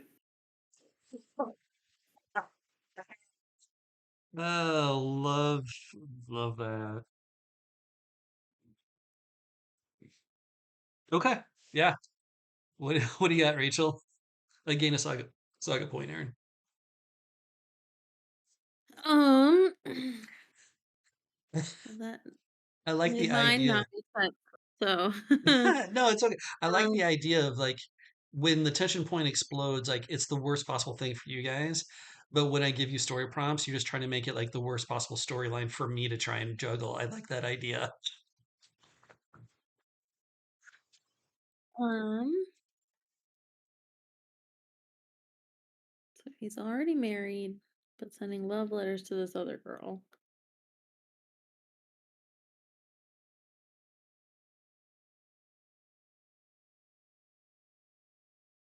Sorry, I had an idea that is now not viable. So now I'm like, oh, I gotta think fast.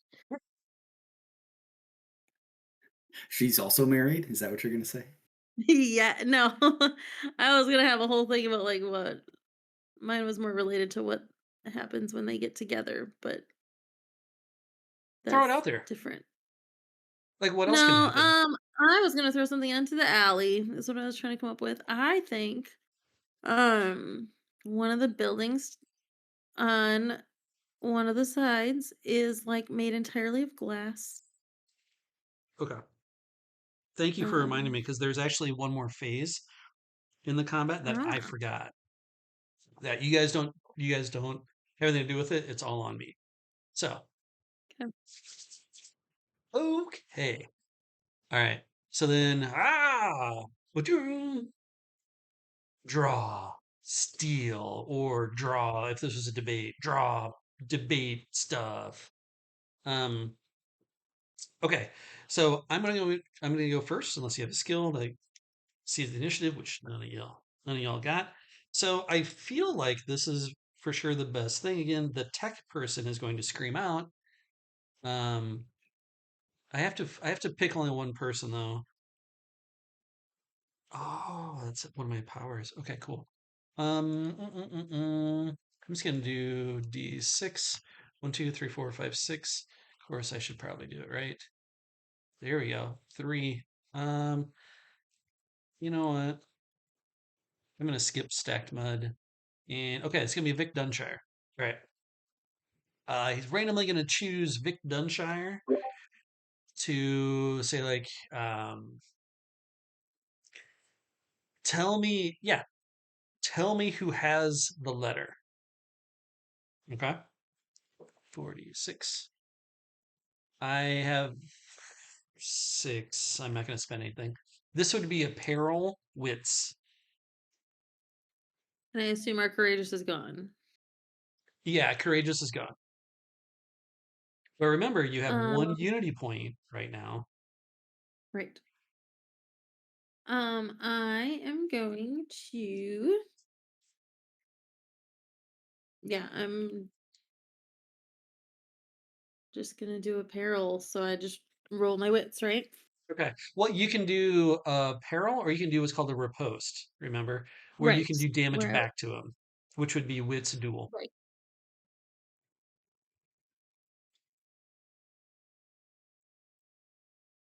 I mean, I imagine it being if I was gonna do that, it'd be like bluffing. What letter? What letter are you talking about? If you don't want to do Would that still damage to be him, wits duel? yeah, I mean, yeah, I'm fine with that. That would Okay. now you're not going to get a banter action though if you do Right. this. No, Okay. no, that's fine. Okay. Yeah, that's fine.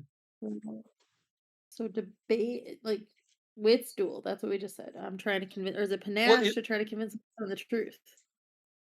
so it depends what is your goal? Do you want to do damage to him, or do you want to convince him that you don't have the letter?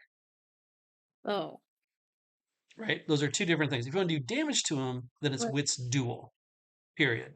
There aren't any other Okay. options to do damage back to him. Okay. However, if you want to bluff him into saying like, "Oh, we don't have the Mhm. letter," then that would give him a like I now have to narratively figure out what to do with that information. And if you beat me, Fair. that I have to be like, "Oh, shit. Maybe I gotta do something different for a turn." Like, Okay. So would that be like a charm speak, like charm panache instead? If I wanted to do that, if I want to try to bluff. well, bluff is specifically skullduggery. You nailed it. Like that's what it would be. Oh, okay. But again, is it panache because I'm trying to Yeah. be convincing? Yep. Yep. Well, I panache skullduggery, or yeah, panache skullduggery is not as strong as my other ones. So just kidding. I'm gonna duel. I'm gonna try to do damage back to him. Okay. I'm gonna. Sorry, changing gears. It was Yeah. mostly figuring out what skill it would be to do what I wanted it to do. Like, Yeah. and then realizing that's not a good skill for me to use. So yes, I'll try to do damage back Okay. by debating. I mean, that's the example that's there. Dual Yeah. wits. Um, trying to like get in his head, and Yeah. I don't know the exact words I would use to try to get in his head to do damage, Okay. but Sure. Well, it's just you're causing him doubt, right? right. And that's gonna affect me mentally. All right. So right now you're winning 8-6. So you're doing 2 back to him. If you spend anything to keep more, No, I'll just do the 2. okay. That's good. All right. He was hit with doubt. Now, Professor Kaler stacked mud. You guys want to do a thing during the banter?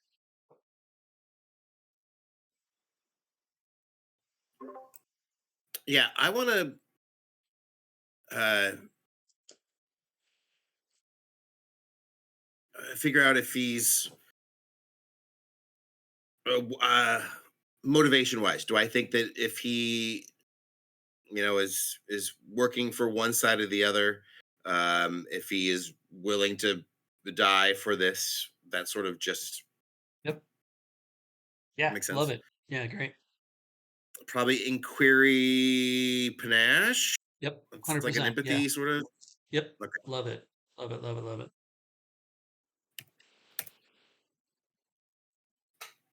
Okay. Now you know I'm gonna I'll roll. spend this. I'm gonna roll 4 dice Good. just to let you know. Okay. I'll spend one saga point, and make it a niner. Okay. Bah. Oh, okay. I barely got it. You cannot I don't tell. know. Yeah. Yep. It's because of the divide in his face. You can't read it. The chrome side is like hiding the emotions too much for you. Professor Yeah. Kale. I want to. I like that theme. I want to try to evaluate the robot. His Okay. like robotic helper. To like what's his deal? Okay. Like, is this something we should be really afraid of? Kind of a thing. What you know from just living in this world, so all bots have what's called the logical skill, which means they're immune to panache attacks. Okay. Oh, Yeah, okay. you can't even do a panache thing against them because they're logical. But that does mean you can do all sorts of different things to them. My neighbor got a new motorcycle. Uh, Give me a second. Okay. Which means you can do all sorts of different things to a bot. So if there's like a wits thing, like reprogramming, crazy weird stuff like that with bots. Okay, but probably not on sort of the battlefield here. Correct. Yeah, you'd have. Well, if you get close enough. Yeah, sure. Go for it. You want to try it? Yeah, would that be like a weave computers? Yeah. Yeah, 100%. Let's go. Yeah, Yeah, yeah, yeah. I'm just gonna slide on right over, and I'm gonna like try to turn him off. Okay. I'm gonna do the button on the back of C3PO's head. I'm just gonna assume it's there. I'm just making a computer attack with my wits. That's all I Sure. got. Yep. I think this probably needs to be a two-part thing. Um, First, give me to figure out how to do it. So that'd be like the wits weave computers. Yep. Yep. 100%. Oh, you're smart. Okay. Look at that. All right. You want to keep anything? I'm going to tell you right now, don't keep anything. Nope. Okay. Yeah, you got it figured out. You know. Okay. This is a regular sentry bot. Just the bare minimum type of bot that you can encounter. Still very strong, heavily armored. There is just like nothing. Like it is as simple piece of technology as you can get. You know, if you get close enough, you can override the system very well, very easily to shut it down. If you want to take it over on your side, though, there are checks for that if you want to. Okay, stacked mud. Or that was everyone, right? Yeah, that was everyone. All right, perfect. So now we go back around. Now we're doing the action part of the turn. Um, I'm gonna have the bot step forward and just try and punch Professor Kale in the face. I got a 10. I'm gonna spend a saga point to make it a 14. Do you wish to repost or just defend? Repost. Now that'll take your action. Yeah. I'll defend then. Yep. Okay. That's vigor. Yep. Heading for 14. All right, you got a 9. Do you want to defend? You want to spend any saga points? What was his score again? Was he 10 or 14? 14. So right now you're taking 5. I'll take the 5. Okay. I see the bot just, even though it's like kind of this mangled put together from just junk around the alleyway as it strikes out at damaging Professor Kale. All right. Next, I'm going to go with the Wild Spirit unless someone wants to interrupt.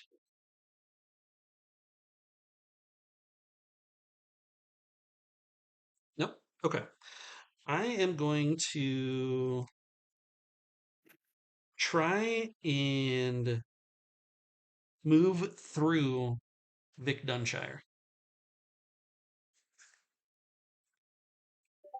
All right, I got a 10. I'm going to spend a tension point to put it at 14. Okay. You can either repost using mysticism. Or sorry, you can either repost or you can peril with mysticism.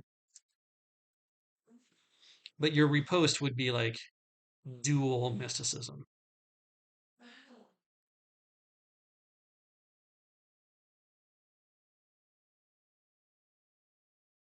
You are muted.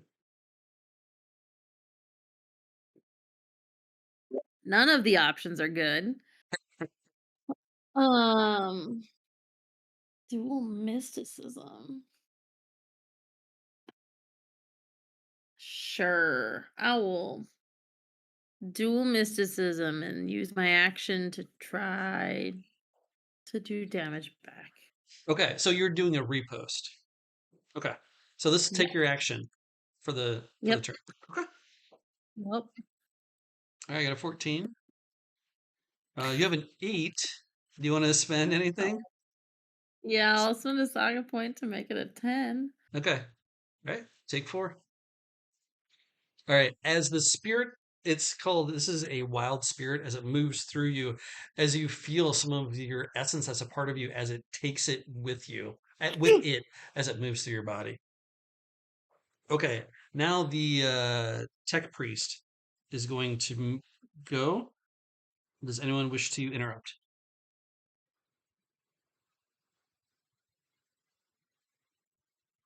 Okay. The tech priest is going to. I'll just pull a sword.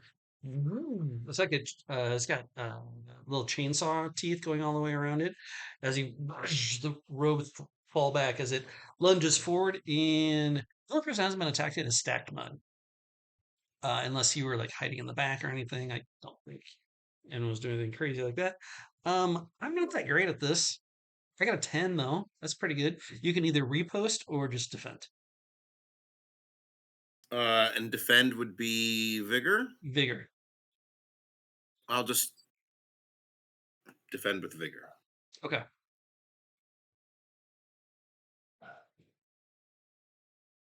8. Yeah, you manage to hop to the side of the sword as it comes splashing down into the mud-filled alleyway. All right, Professor Kale, stacked mud. You're the only two that haven't done an action yet, then, for this phase.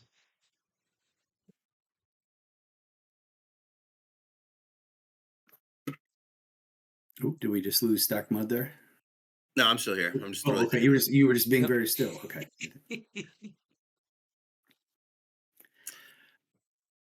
Do you got something, Oh, Professor? I was gonna, yeah, I was gonna go try to shut down this computer before he punches my face again, or this robot. Yeah, 100%. I assume Vigor Weave. Yep. Oh, mechanics, right? Yeah, that makes perfect. Yes, that's the right one. Yeah. Okay. I'll spend a point to get that to 14.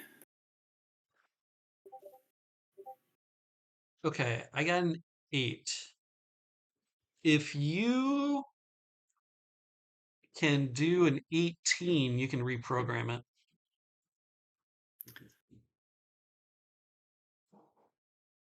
Yeah, I got no more saga points to Okay. use. Yeah, nope, Okay. that's it. Show me what it looks like. This is I figure out a way. I just reach up in one of the exposed wires. I recognize this guy's a technomancer, but he's not that good of a technomancer. His wiring isn't great.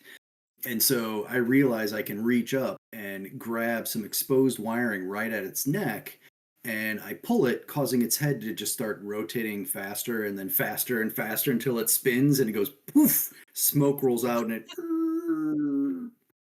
hits the ground. Yeah, love it. All right, great. Take a saga point. That's a great description as the bot just falls forward into the mud. Bloop.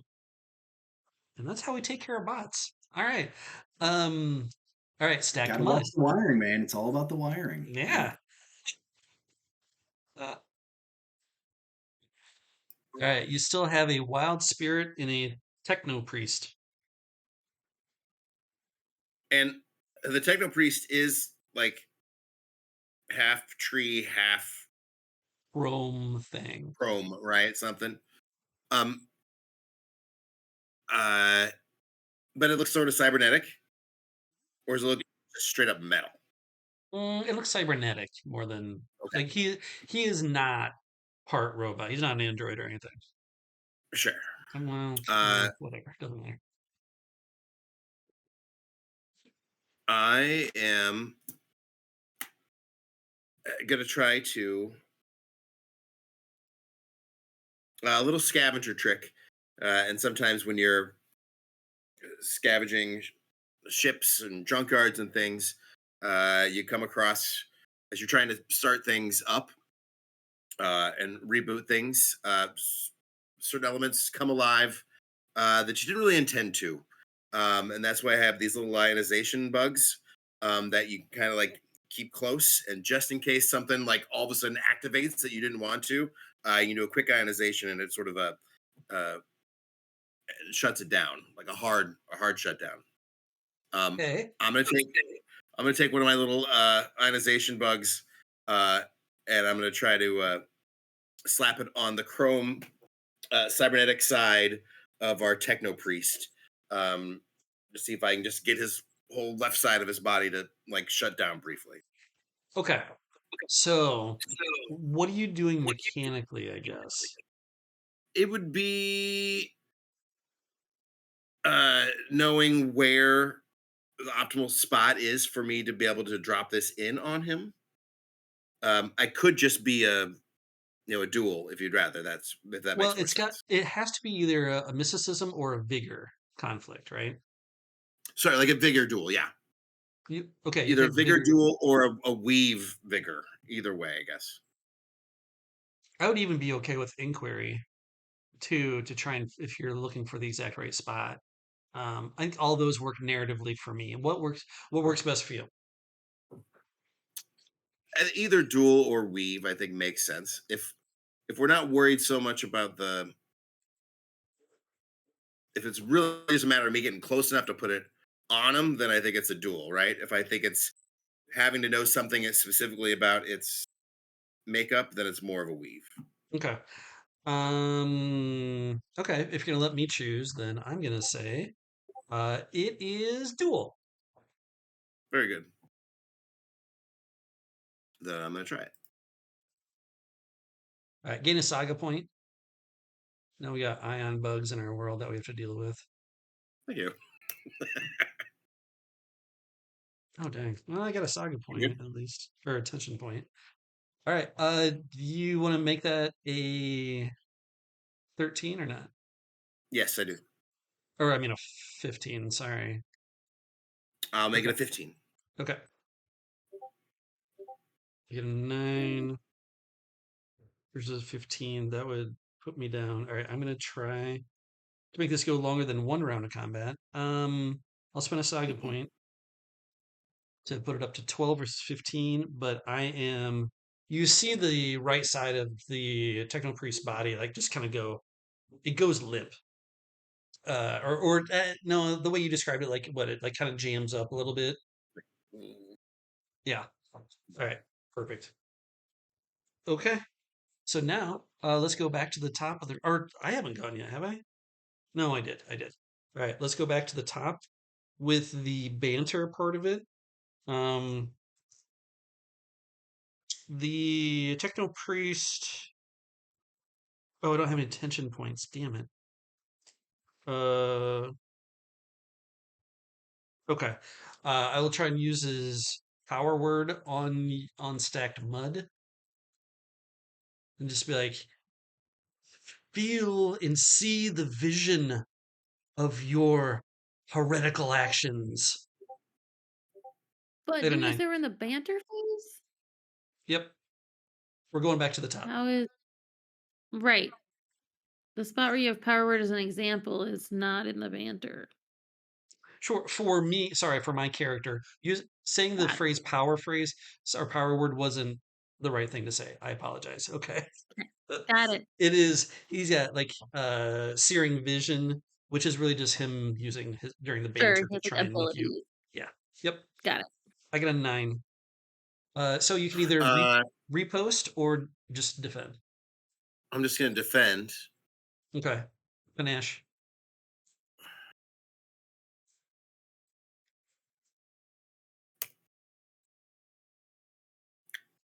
Yeah. Wow. You got good rolls on the defending today. All right. Yeah. It is. I have got the wild spirit to do a banter action um, unless someone wants to interrupt. Okay. The wild spirit comes back around to Vic Dunshire and whispers into your ear. It's like, I'm going to take everything that you hold dear. I got a 10. Okay, I'm just gonna defend. Okay. No repost, just defend. Okay. No, just defend. And that's gonna be wits. Yeah, I think I'm fine with wits on this one because I am trying to invoke something within you very specifically. Jeez. Oh, snap. I have no saga points to spend, so Okay. Take 3, figure. yup. Or you can take the 3, or you can flee the combat. What does that entail? I just say I flee and I'm You're out of the free. combat. Yep, you just leave. You're gone. No, Like that's okay. I'll you don't stay. get to come back. Okay. I might regret it, but yeah. Perfect. All right, those are my banter actions. Your guys'. I don't think anyone did a repost, so whatever you want to do. I got one. Yeah. Uh, can I make a uh, explore panache to try to read what the runes say on this dude's body? Yeah, absolutely. You need a 9.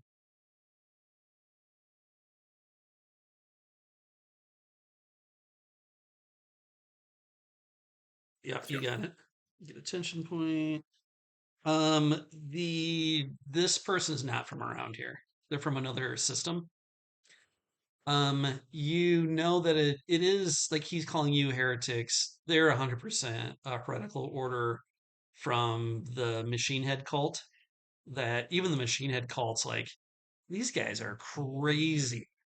Okay. Um, they're not from around here. You don't think they're a part of this duchy area, this place, space station at all.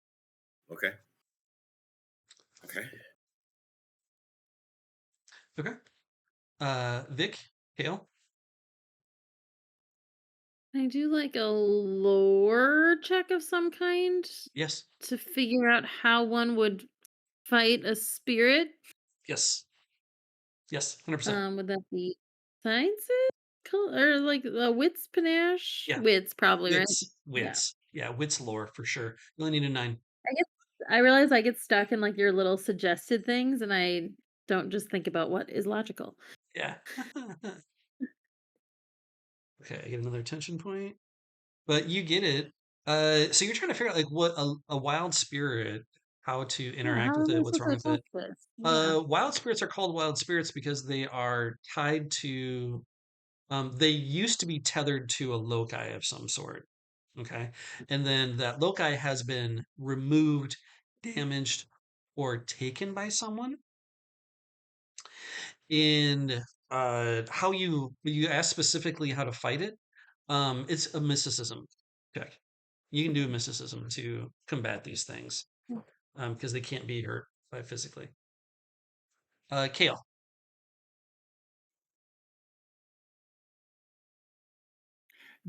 Does Vic have some sort of condition right now with that sort of fear effect? Is there anything that's lingering? No, nope. Vic chose to used her willpower to fight it off, but in doing so, Okay, took 3 points of damage. okay, okay. Just there's no other lingering. Cool. No. Um,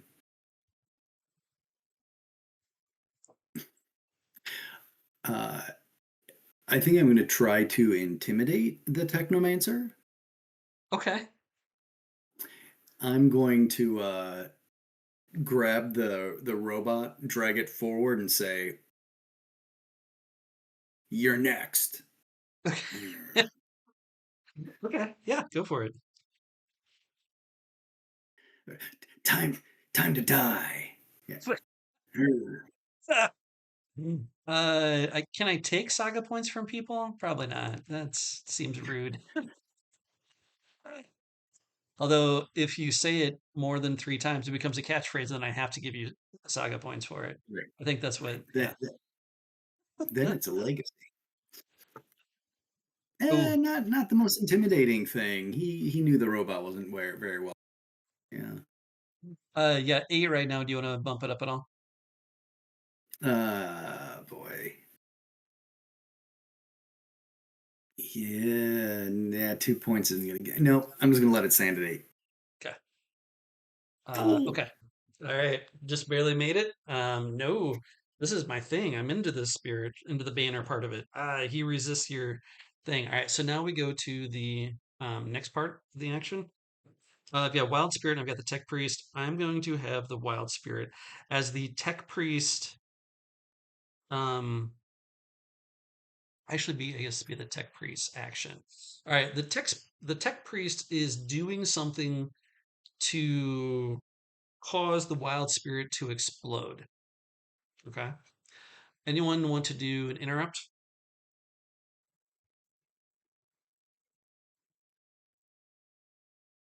yes. Okay. That sounds bad. So yes, I will. All right. What would you like to do? This is either a vigor Uh, or a mysticism conflict. yeah. Oh my gosh. I'm gonna go with I'm gonna try a power word, and I don't know exactly what that looks like, but I think it's like Skyrim dragon shout, right, where it just sort of Okay. whoa, and it disrupts his attention. Yeah, Yeah. Okay. Sounds good. yeah. I don't really know how to think about power word right now, so it's Yeah, that's fine. Yeah. Just roll some dice. so.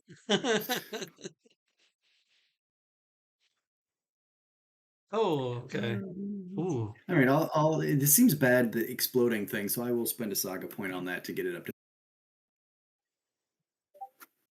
Okay, so you got it up to 13. That's the best I could do is to match it. Okay, so you got it. You interrupt in the halting, so much so that the tech priest will be stunned for this round, just unable to do their action on it. You interrupted. You went. That means I get to go with the wild spirit, as the wild spirit will attack Vic once more, trying this to could be move bad. move through you in spectral form. So this was probably my last attack. So I'm gonna spend two tension points to get up to 12. Repost Playing or defense with what would I be defending with?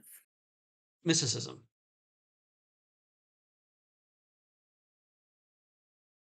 Then I think my only option is to repost. Okay. Can I use power word for that? That's what I was gonna do with my action this round as well, was gonna be to do like a try to So it like freeze the spirit. okay. So it does force you, if you want to do damage, you have to do mysticism duel. Okay. If you're giving Okay. up your turn to do power word or whatever, that's just to avoid taking Mhm. damage. Got Okay. it. But it does take up your turn. But I can do that, but Yeah. that'd be like a defending thing? No, I'm fine with it because you're doing it narratively, right? Basically, you're foregoing your turn to use a skill instead of Right. just defending. Where if you defend, you can still have an action. Okay. Yes, then I would essentially like to like try to make it freeze. I'll literally like freeze is my word. All So right. like I don't want to take any damage. Oh, I Wait, got a didn't you already 10. roll? Yeah, I'm the attacker, remember? Oh, no, you're right. You're Right. right. I did. Right. You're sorry. You had rolled a Sorry, I did 12. a roll already. Yeah, I got a 12. And now I'm doing a power word back, which I Yep. realized it didn't matter. Defending is going to be the same because I have no saga points. So it's whatever the 2 dice are. Nailed it. Good job. Nailed it. Nailed This was and I it. only get 2 dice. And I was like, well, I got to do something better than that. I do get attention points. But yeah, you managed to yell out freeze just as it's inches away from you attacking. Who has actions left? I think Stack Mud. I think that's it, right? Stack Mud. I'm gonna some right close to the old tech priest anyway. I'm just gonna use all 6 of my fists and punch Okay. him real quick Yeah, let's go. while he's all stunned. Oh, right, I'm stunned. So I'll be at -1. Okay. Any saga points? Uh, yeah, I'm gonna spend 2. Okay, you get him. Okay, you tell me what that looks like as you knock out the tech priest. Yeah, like Technical. just 6 little fists of fury. He's not strong, like muscular necessarily, but it's really fast, and like all 6 of them just like, and it just goes right down the side of his, or organic side of his body, and just, and the last one uppercuts him in his jaw. Wow, wow, wow, wow. Crashes. Back into the rain drenched alleyway. Totally knocked And I say out. my catchphrase. Sorry about the mud. No, that's not it. I'll work on it though. We'll work on it. That's good. Yeah, those will Yeah. work. All right, great. As you do that, the wild spirit truly becomes untethered as it then flies off into the night. No longer being tethered to this area by the techno priest. Lucky. Okay. That was our That seems second bad, combat. actually. Well, just because we're doing this for playtesting, I'm just gonna have it go that way. All right, this time around, how did initiative feel? Sorry, one more time. How did the initiative part, the interrupting for initiative, how did it feel this time? Good. Yep. Yeah, just a little bit of practice. I get it now. Mhm. Okay. And the difference between defending and riposte. Yeah. Okay. Mhm. Perfect. Yeah, I think by giving a label like that's riposte, and then defending apparel. Okay. So if the initiative is getting used to it, how did the phases go this time? Now that this is the second time doing it. I thought for me the banter felt better when I was thinking about it more like I'm gathering information, like I'm using that time to like assess the situation. That felt a lot better, but anytime I needed to like defend or wanted to do damage, it was still a little funky. Because there was like at one time where I wanted to repost because I knew like whatever I was rolling for defend was not gonna do anything. Hmm. Um, so I think yes, anytime there's damage involved in banter, I think it still got a little weird to me, but it could just be another round of getting used to it.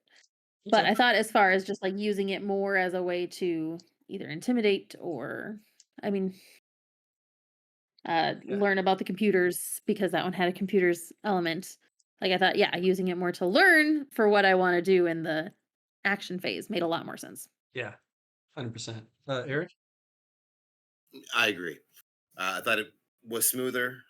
I think knowing how to use it for what Rachel just said, to inform what you want to do in the next phase, makes a lot of sense. There's some people that are be really good at trash talking and that kind of thing. Yeah.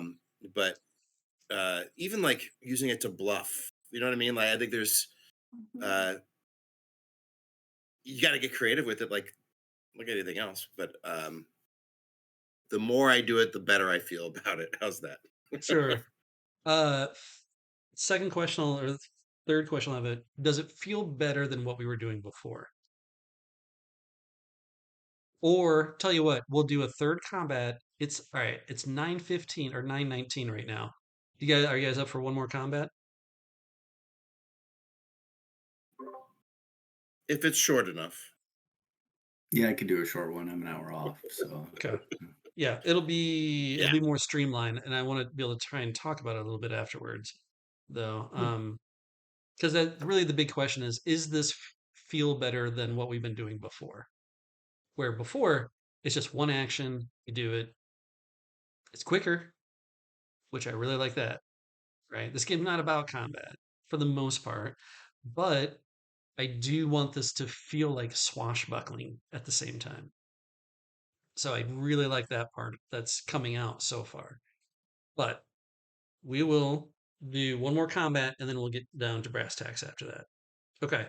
So then at this point, it would be yeah, back to you guys. I will Yeah. note, Yeah. I will note real quick. I mean, both phases have the ability to sort of create sap vitality, right? So it's even if it was just one round, pick one versus every round you do two. I mean, it's the same number of sort of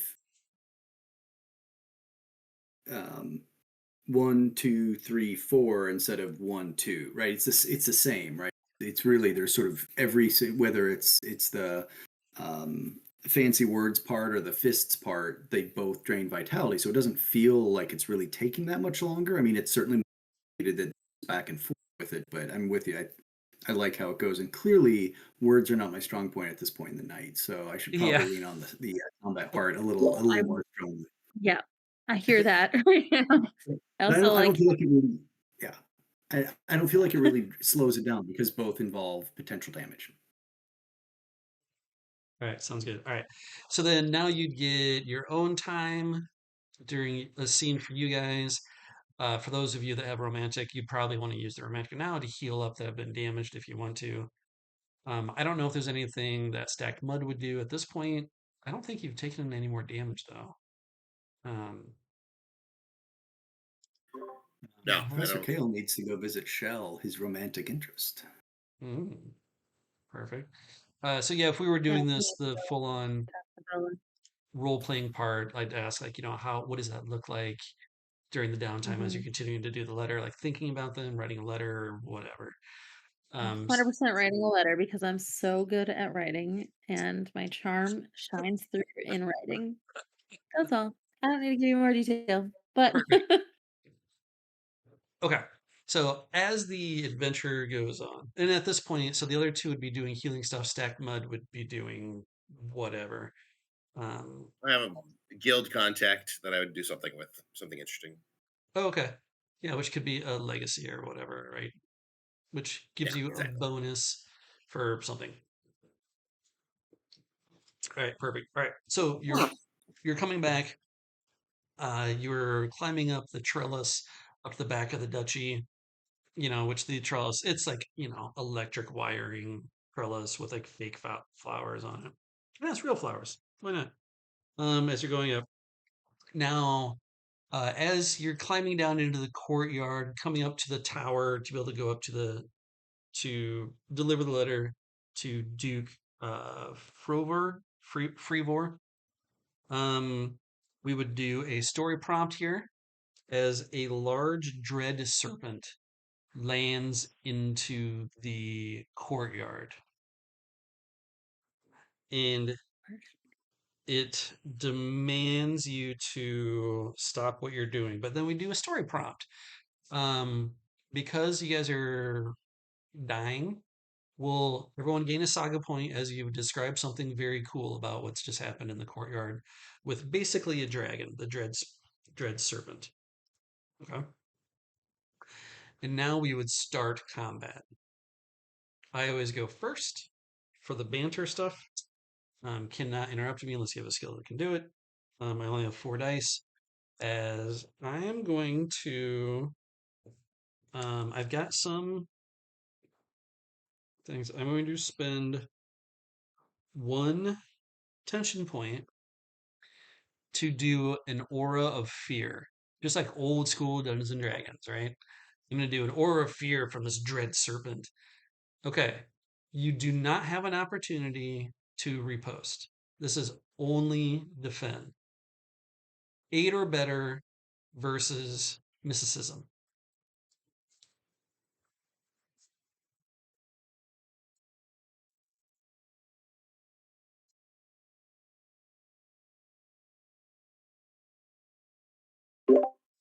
Sorry, mysticism. That's what I'm rolling. Defend mysticism. Yeah, stacked mud rolled 2d8, so that's very scary. Sorry, I redid it.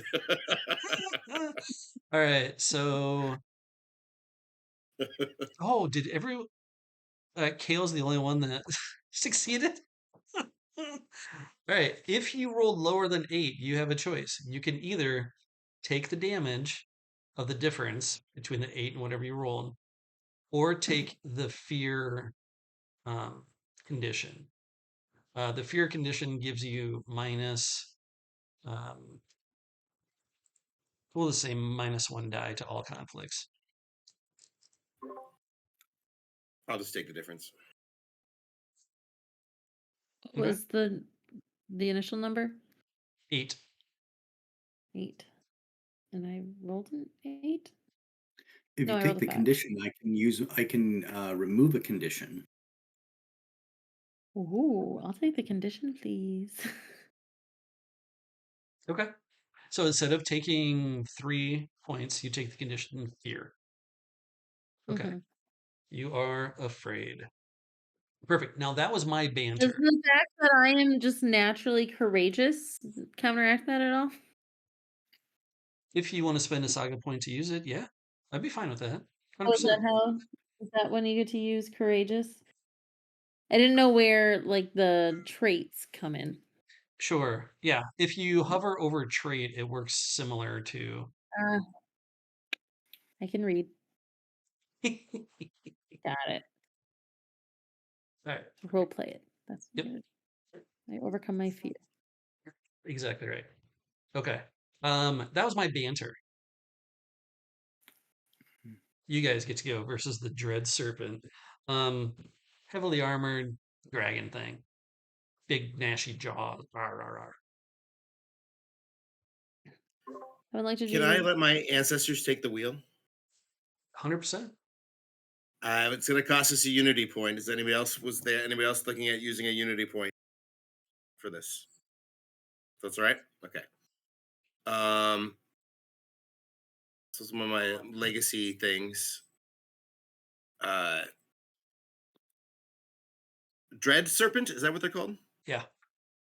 Uh, very very similar to the greatest predator from our home world. That was like a crate dragon that would burrow through and then attack us. Like very very similar.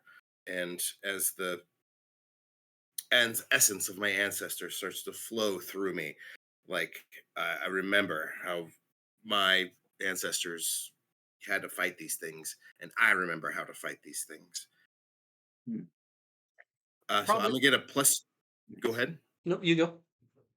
I'm gonna get a plus 2D for all conflicts for this one scene, except uh, Oracle also gets to double all tension points gained from those dice. So it's good for both of us, I It's one of think. my it's one of my favorite abilities. I think it's so cool thematically. Let's see Just what happens. as the Yeah, vessel, you're allowing your answer like so cool. Okay. All right, so you do that. That's a freebie, by the way. So I was hoping. yeah. And then for my action in the top section here, I'd like to do an explore wits to take a look at this environment that we're in and see if there's something that we can use to help us, give us an advantage against this thing. If something we can topple on it, use Yep. it to kill it. Is Yeah, that love cool? it. Target 9. Are we rolling d6s or d8s? I'll just do 6. I got her with a 10. All right, you got it. Tell us what it is, and you can use it as an advantage during the scene. Um, the ooh, You can think about it if you want. may I? Yeah, And absolutely. also, is this a thing that's like a one-time advantage, or something that we can impose on the dragon for like multiple rounds? Like mechanically, how do you think it should work? I don't know, it depends. right? All right, I'll think about it then. Because if it's I'll be something fair. super good, that means it's something that I should probably be able to use too, right? For sure. Like we're right next to a mountain that can just cause an avalanche. Oh, really? Yeah, um, yeah, yeah, yeah, yeah. all right, Vic, Kale, anything you want to do during the banter phase?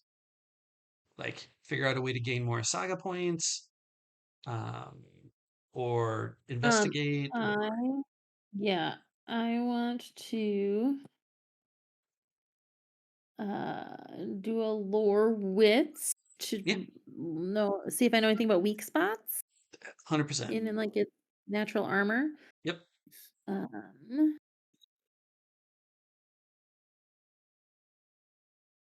yeah, you got it. Okay, you know that no dread serpents exist on a space station. That's crazy. You know that this is Duke Trevor, and he is actually cursed.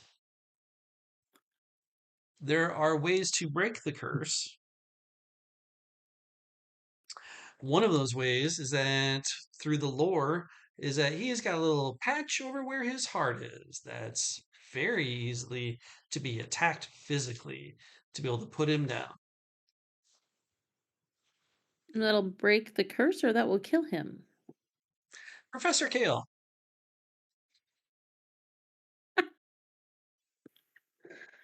Uh, my two friends here seem to be doing smart stuff, so I am going to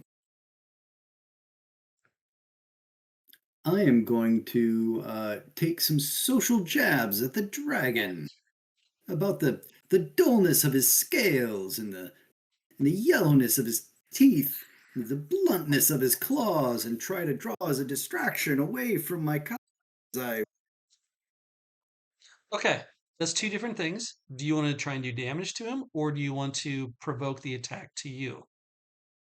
Oh, I was trying to draw the attack. I didn't know if I would do that through social jabs Yeah, or if I would try to yeah, harm you him. can still use. Yeah, Okay. you just have to let me know whether you want to do damage or do you want to draw the attack. No, I'm Still going to try to using the draw him. same dice. Using the same dice is fine. Oh, okay. Yep. Yep. I'm going to try to draw him. Great. Let's go.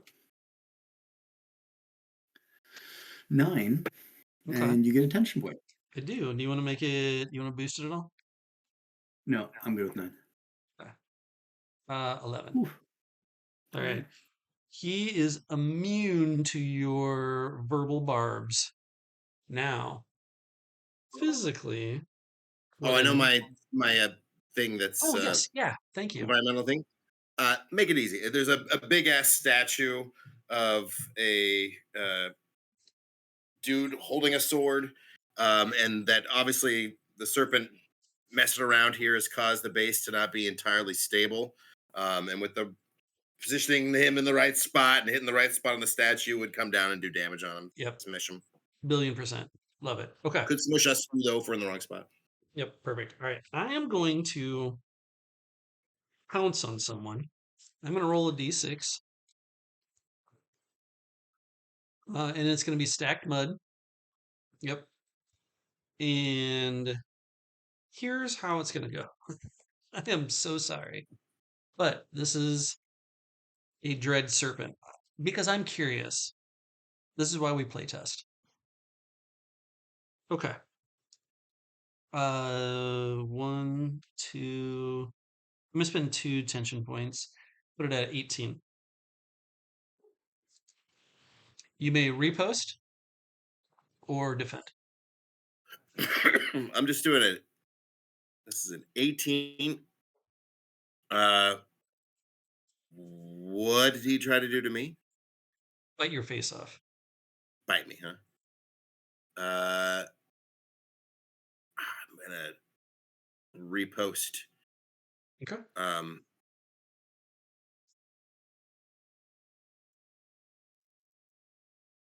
just like a Yeah, dual 100%. vigor against him, Yeah, if you're doing a repost. and so I get plus 2d6. Oh, right, because you're yeah, right.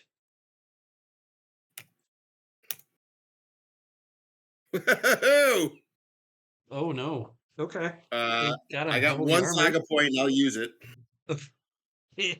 So I had 18, you got 16 then. Okay, so Yeah. you still take 2 points of damage. As even though your fancy footwork and oh, I got 2 tension points because you are vesseled. Ancestors have taken the wheel. All right, which but if you hadn't, you probably had been squished by now. As you still take 2 points of damage. That is my first attack Ooh. for this phase. Would anyone like to interrupt before I do my second attack? I will. Okay. I'm gonna use that knowledge of this patch over his heart. I am going to take a deep breath because I'm afraid of this thing, but I am going to overcome that fear to take this information and go running in with a sword to try to like get this patch damaged. Okay, let me pass over to Professor Kale. Did you want to do an action, your freebie action, to get rid of her fearedness? Oh, I thought I thought Vic had used the courage to get rid of that. Okay, yes. I In mean, I that didn't case, get rid I of it. will. I was just gonna Okay. see if I got to play Yes. a Here is or my get a burnt. Yep. Here's my burnt offering. I can remove one status condition by taking a vitality point of vitality, if I understand it correctly. So I Yep. will burn a point of vitality to remove that fear. Okay, perfect. And that's your freebie. Boom, you can do it. Got it. I love that ability so much. It's very nice, especially as That a being freebie. said, it's super awesome. But still, I take a deep breath and I Yeah. summon all the courage that I have, and Okay. I go like sliding under this thing as it's pounced on my colleague, and I try to get that patch. Okay. You know I'm going to roll a ton of dice, so make it a good one. I know. So it's a dual vigor, I assume. Oh yeah.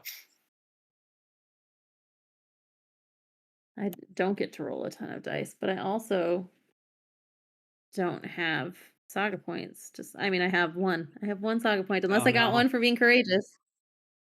Yeah, sure. No, you don't have to give it to me. Oh no. Well, on the plus Oh, side, I'm not reposting, but I'll okay. defend just fine. Uh, I tried.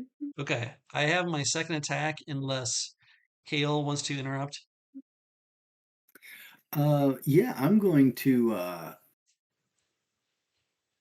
I'm going to try to. How high is it? Like back and haunch and shoulder. 20 feet. Oh, hmm. So jumping on the back of it's not going to work. Sure it is. Um, Why can't that work? it's going to. I'm going to charge up the back of him. He's got a tail, and I'm going to run up it and drag Okay. myself up with its spines all the way up to its neck. Okay. For why? Give me the reason. Why are we doing this? I am going to try to grab some of the big horny protrusions on its head and try to drag its jaws away from my friend. I'm going to try to ride this bad Okay. boy. So basically you're trying to nullify its attack. Yes, Okay. absolutely. Okay. Yeah. Go for it. I haven't the slightest idea. I'm going to guess that's vigor. Yeah. Figure something. Maybe uh It might fall under the explorer. That's a maybe athletics. that's Yeah, athletics makes sense. I think Yeah, yeah, do all right. athletics. It's probably dual, but this is fine. Oh, we can do dual, whichever. Dual makes the most Yeah. Am I? sense. What is the roll to get up the back to his head, or is the roll to take control? It's I think it's to take control, right? To stop the Okay, attack from happening. I'm just going to charge right up there. Yep, and then well, in that case, if I'm not going to have to do an athletics, I'm just going to run up to him and try. There we Okay. go. Yeah. It'd be cooler if I ran up his back and then could ride him off into the night, but I don't think with 3 dice, I'm going to make that roll. So, Can I yeah. at any time do the thing that gives everybody courageous? Yep. Or does it have to be on my turn? Well, it's a freebie action, so it should be on your turn, but we can say during your turn you can trigger it. But I we was gonna don't say have we any. still have We don't. one unity point. I thought No, we we had one. used it. Oh, Nope, he's oh yeah, spinning. yeah, yeah. I do remember. Never mind. I Yep. do remember that. We're good. I just didn't mark it properly. Yep.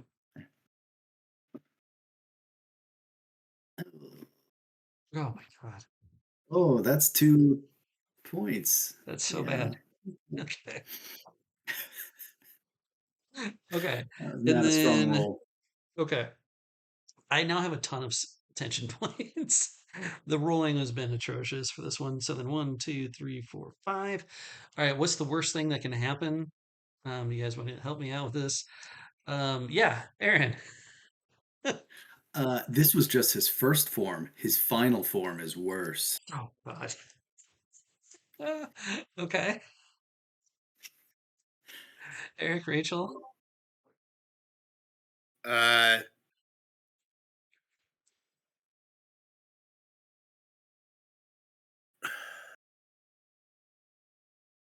Duchess Anne has the same problem. She's also cursed and is on the way.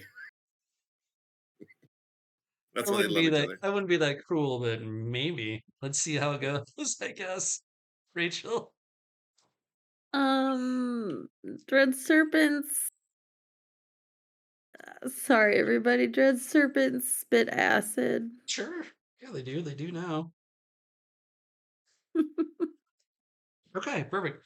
So you guys now, because you did the twists, you guys have a unity point to spend, if you wish.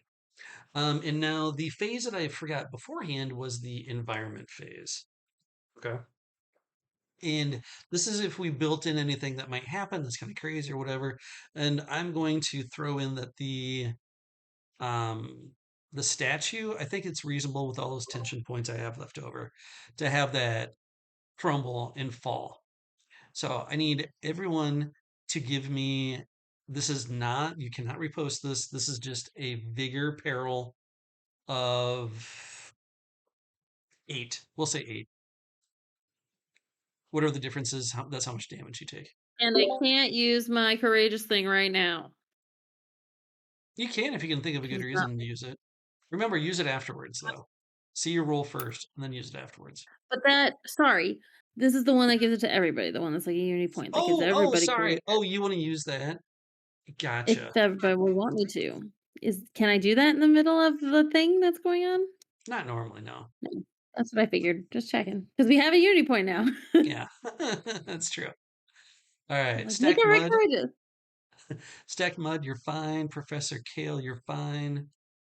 Sorry, I'm doing a vigor. Yep, just a vigor. And Vic, everyone manages to dodge out of the way as the statue tumbles over, no longer being useful to be used against the dragon. I mean, dread serpent. Okay, so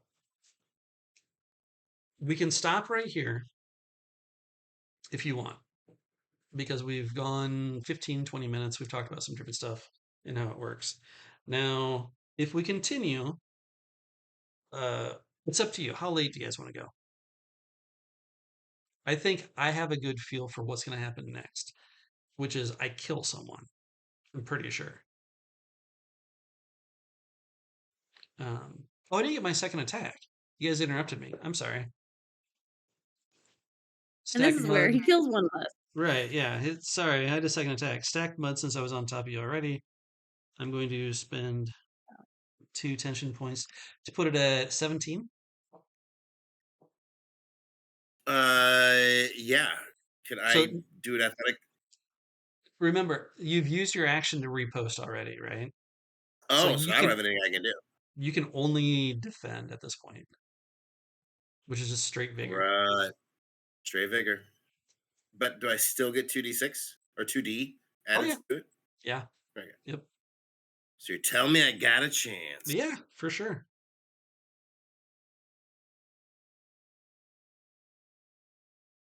Do you have any saga Well, points? if I had any saga points, I would, but Okay, I well, don't. take 6.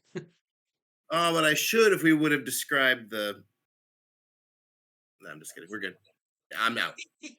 So, You're down. All right, stack yeah. mud. Get swished by the second attack. All right. That lets me know that that's a really powerful ability to give creatures on my side. Like if it's a single creature, if they're a big creature, give them more than one attack. What? You know, Sorry. I could, but it's also if it's just a 5 attack. Well, anyway, this is all right. So then we go around. So Stacked Mud's dead, and I feel like you guys would just be toast because how many saga points? Yeah, there's no question about it. All right, Oh sounds yeah, good. absolutely. Now I am down to only 2 tension points, but I feel the way that it was going with your quote unquote heavy hitter. Well, Kale's your heavy hitter segment. Anyway, whew, thank you so much for the third combat. Let's get into it real quick. All right, how did an initiative feel this time around against one opponent? Felt good to me. Yeah, that's fine for sure. Yeah, it's a steep learning curve, but after one or two fights, it all kind Mhm. of comes together pretty quickly. I don't know if I had to read how to do it, if it would be easier or harder, but certainly get walking through it. It felt pretty easy the second time, much so more so the third time. Okay. I feel like some type of like graphic that would walk through the steps instead of just like Well, paragraph like I'm text. only talking about the initiative right now. Right. That Oh, the but yeah, I understand. okay. So now let's But talk about still, the some type of phases like though. this is how interruption works, and this is Yeah. how like some type of like flow chart almost of like this is how combat works. Yeah. Does somebody interrupt? No. Yes. Yeah. Okay. All right. So now how did the phases feel this time against a single powerful opponent? That's the best it felt to me so far. Yeah, for sure. Okay. Here's the $100,000 question on this pyramid. Did it feel better than the other combats that we've done? Now, normally when we do, and this is for all three combats, has the introduction of the combat phases. Has that felt better? What are the pros and cons to you? At the end of the day, I guess I'll have to decide what to do with it. But this isn't the only initiative thing that I want to try out for playtesting, unfortunately.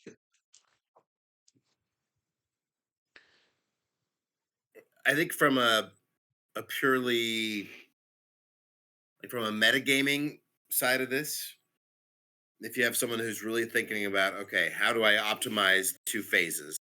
Um, like I think it makes story wise, it makes sense, and it could provide some sort of advantage. Um, but like scoping out the environment as opposed to just finding a way to deal damage or with your banter. You know what I mean? Like sometimes it might be worth it, but why wouldn't you just try to do some damage? Because like particularly Right. against a big guy, like do damage while you can do damage, like Yeah. whatever it takes, pull it off. Um, so I don't know if it's a good thing or a bad thing, but it's something you have to think about, and it's kind of up to the DM or the Oracle. Like if you don't want if you don't want to give them any information, help them fight this thing, then they're not going to get any, and then Yeah. you kind of waste your turn that way too, right? I personally never think in terms like that, but I know people who do, and so something to think about. Okay. Did it feel better or worse? If you had to choose a system right now, gun to your head, would you go As far phases as or just what we've been doing?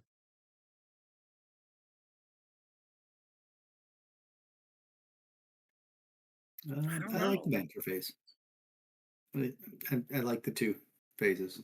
It does sort of force you to sort of mix it up, and it gives people who maybe don't have a lot of great physical fighting skills a chance to, in a way that sort of everyone is in their strong place and in their weaker place. I think it's a big swing. Um, I think that it changes the game a lot. Actually, now of course we were just really focusing on We just did three combat round. combats, yeah. Yeah, yeah, yeah, yeah, right. In honestly, we did three combats in 2 hours. Yeah. So it's still way shorter. And then plus learning the rules and doing other stuff, it's still Yeah. way shorter than any D&D stuff. But Yeah. But character creation wise, like there's no like dump stat, right? Like you really can think about how can I make my character really useful in both phases. And it makes a difference. I think it's interesting. so that's not a yes or no. Gun to your head. Gun to my head, I think that I don't know. Uh, you'd have to shoot me, I guess. Yeah. Okay. uh, There is one for in yeah, between. That's fine. If you really can't decide. Okay. Rachel, what do you think? I will. I'll decide. I think that you can still do the same things with the way you did it before. Um, and you'd probably be just fine. I wouldn't really think about it. They're just choosing it a different way. Um, but I like having the two phases to just make it different and to make you think about how you want to build a character and making them more well-rounded and more in this world. So I think it's good. So yeah, it's easier to do it the other way probably, but I think it's better to figure it out with the phases. Okay. Okay. Not really. You still cheesed it on both sides, so. Rachel, what do you think? I mean, right at this moment, I'd say this way is better. It's also fresher in my brain. Hmm. So, I'm not gonna guarantee that if I played like 2 weeks in a row, or 1 week we did the old way and 1 week we did this one. Um, and again, I think I'm just like, we don't usually do that much combat in Honorbound, so it's like Yeah. trying to be like, well, within the actual game, we're actually doing more story stuff. I do think I would like this one better. I think it would play to the characters you're building in a different way than just going you, and Yeah. then we're back to the top. I wonder now that we're talking about it. So the phases are broken up by attribute. Mhm. What if they were broken up by skill? I don't know how I'd break them up yet, but like charm, Oh, command, inquiry, lore,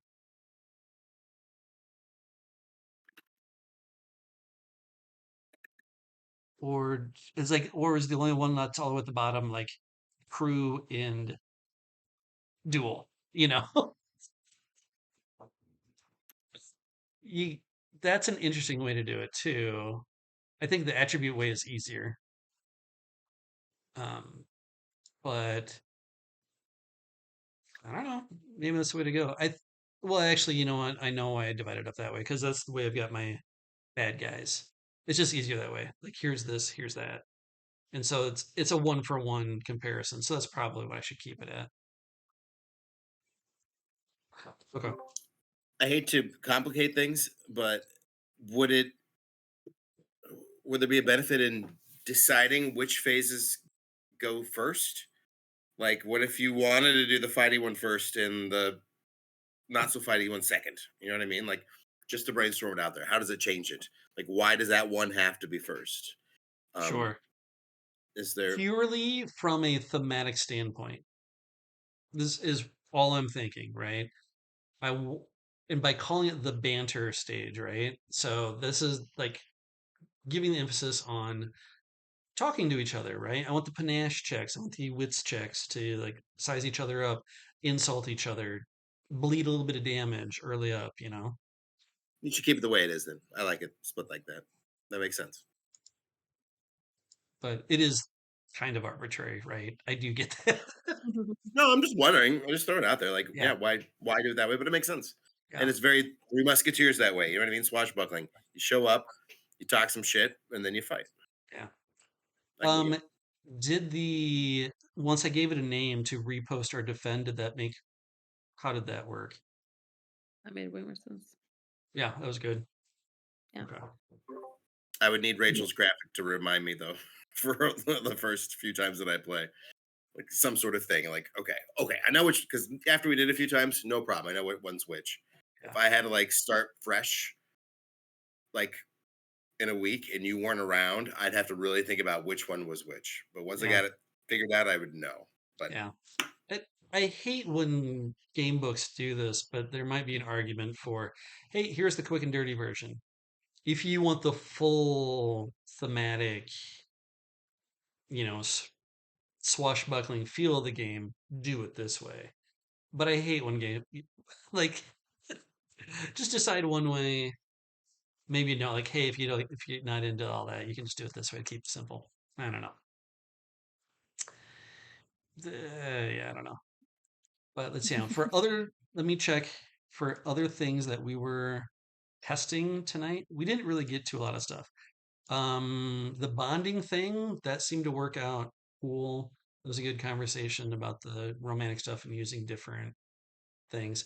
Like I came really close on Vic Dunshire to pulling the trigger on General what's his face Cry. to send you a message that you're needed right now. And you just be like, no.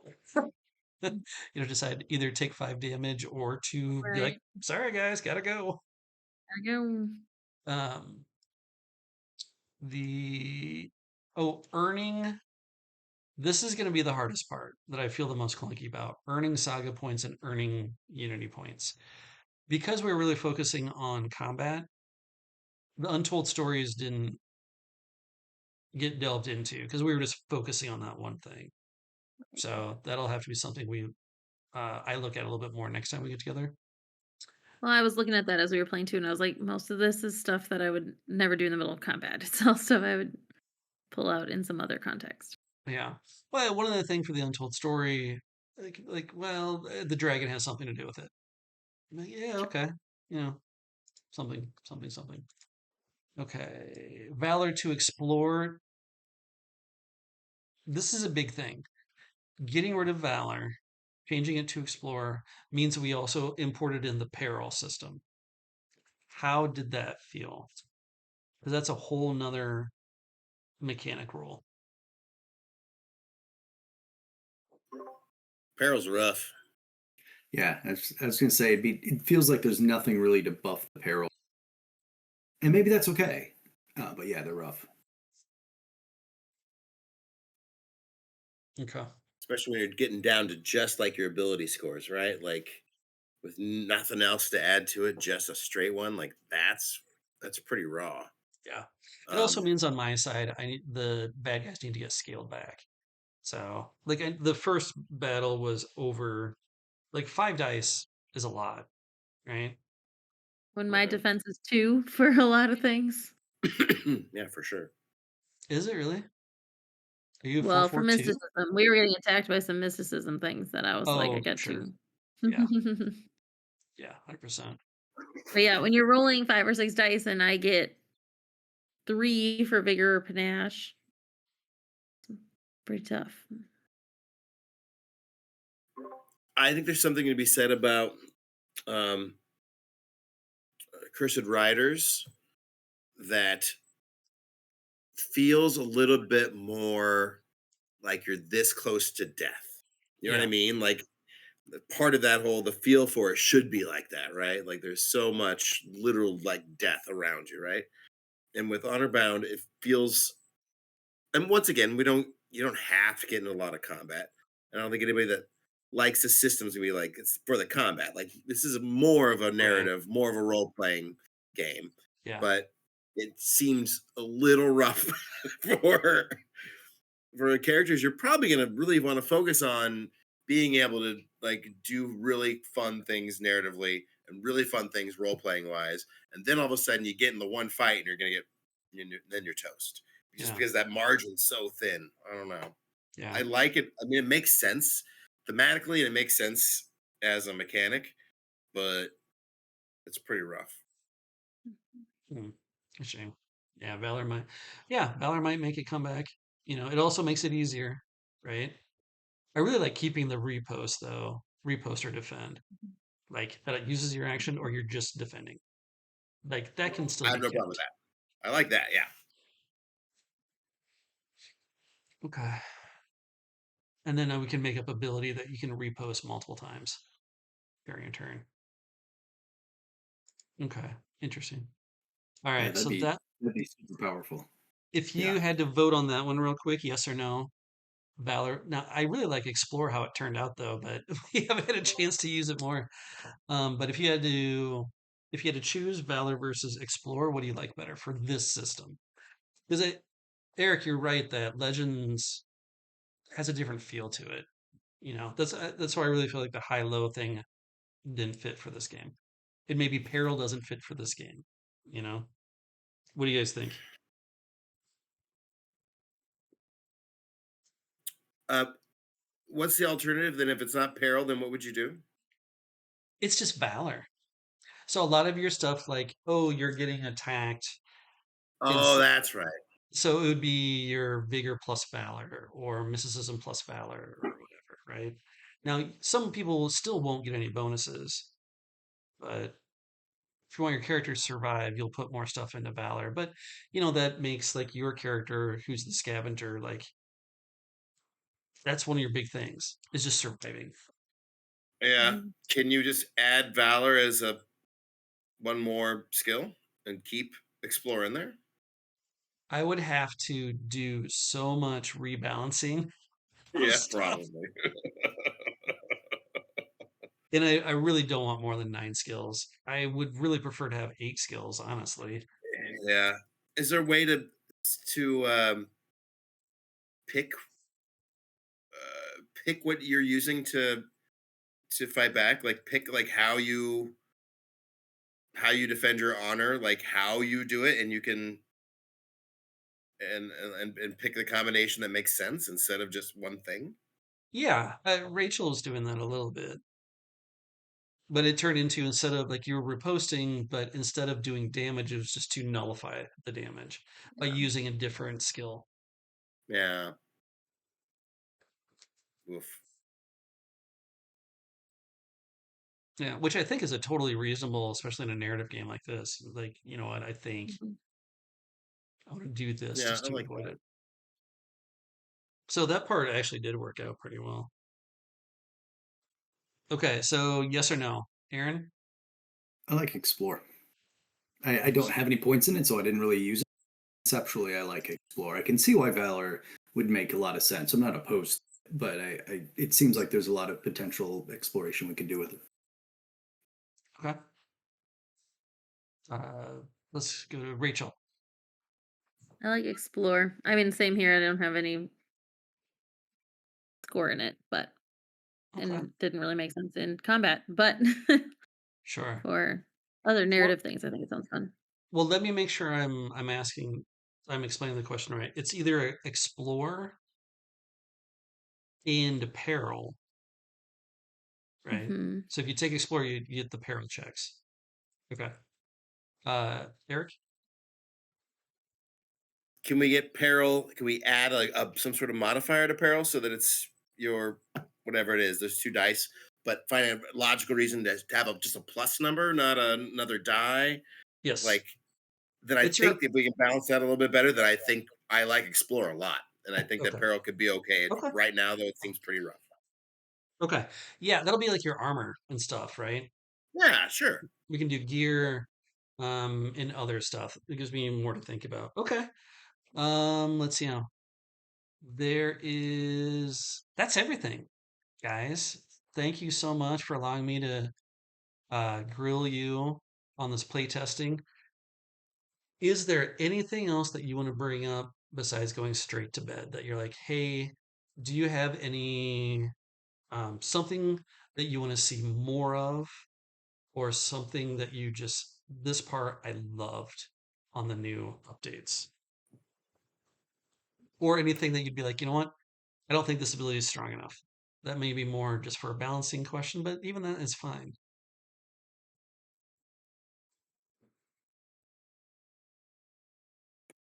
I'm excited to see what happens when a combat sort of organically comes out of a narrative instead of just doing like three in a row. Sure. It feels like we just got our asses kicked so hard. Like I don't want to play this game anymore. It's hard.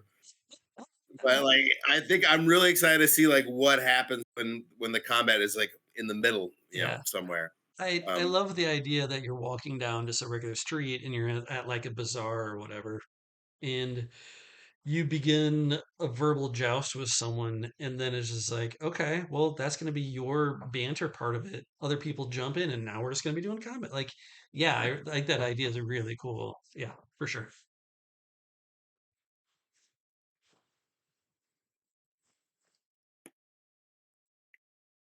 Trying to think about how much the system relies on using the saga points and how easy or hard it is to get them. They used to just sort of be getting rolled in constantly, and Yeah, it feels a little harder to get them now, which is okay.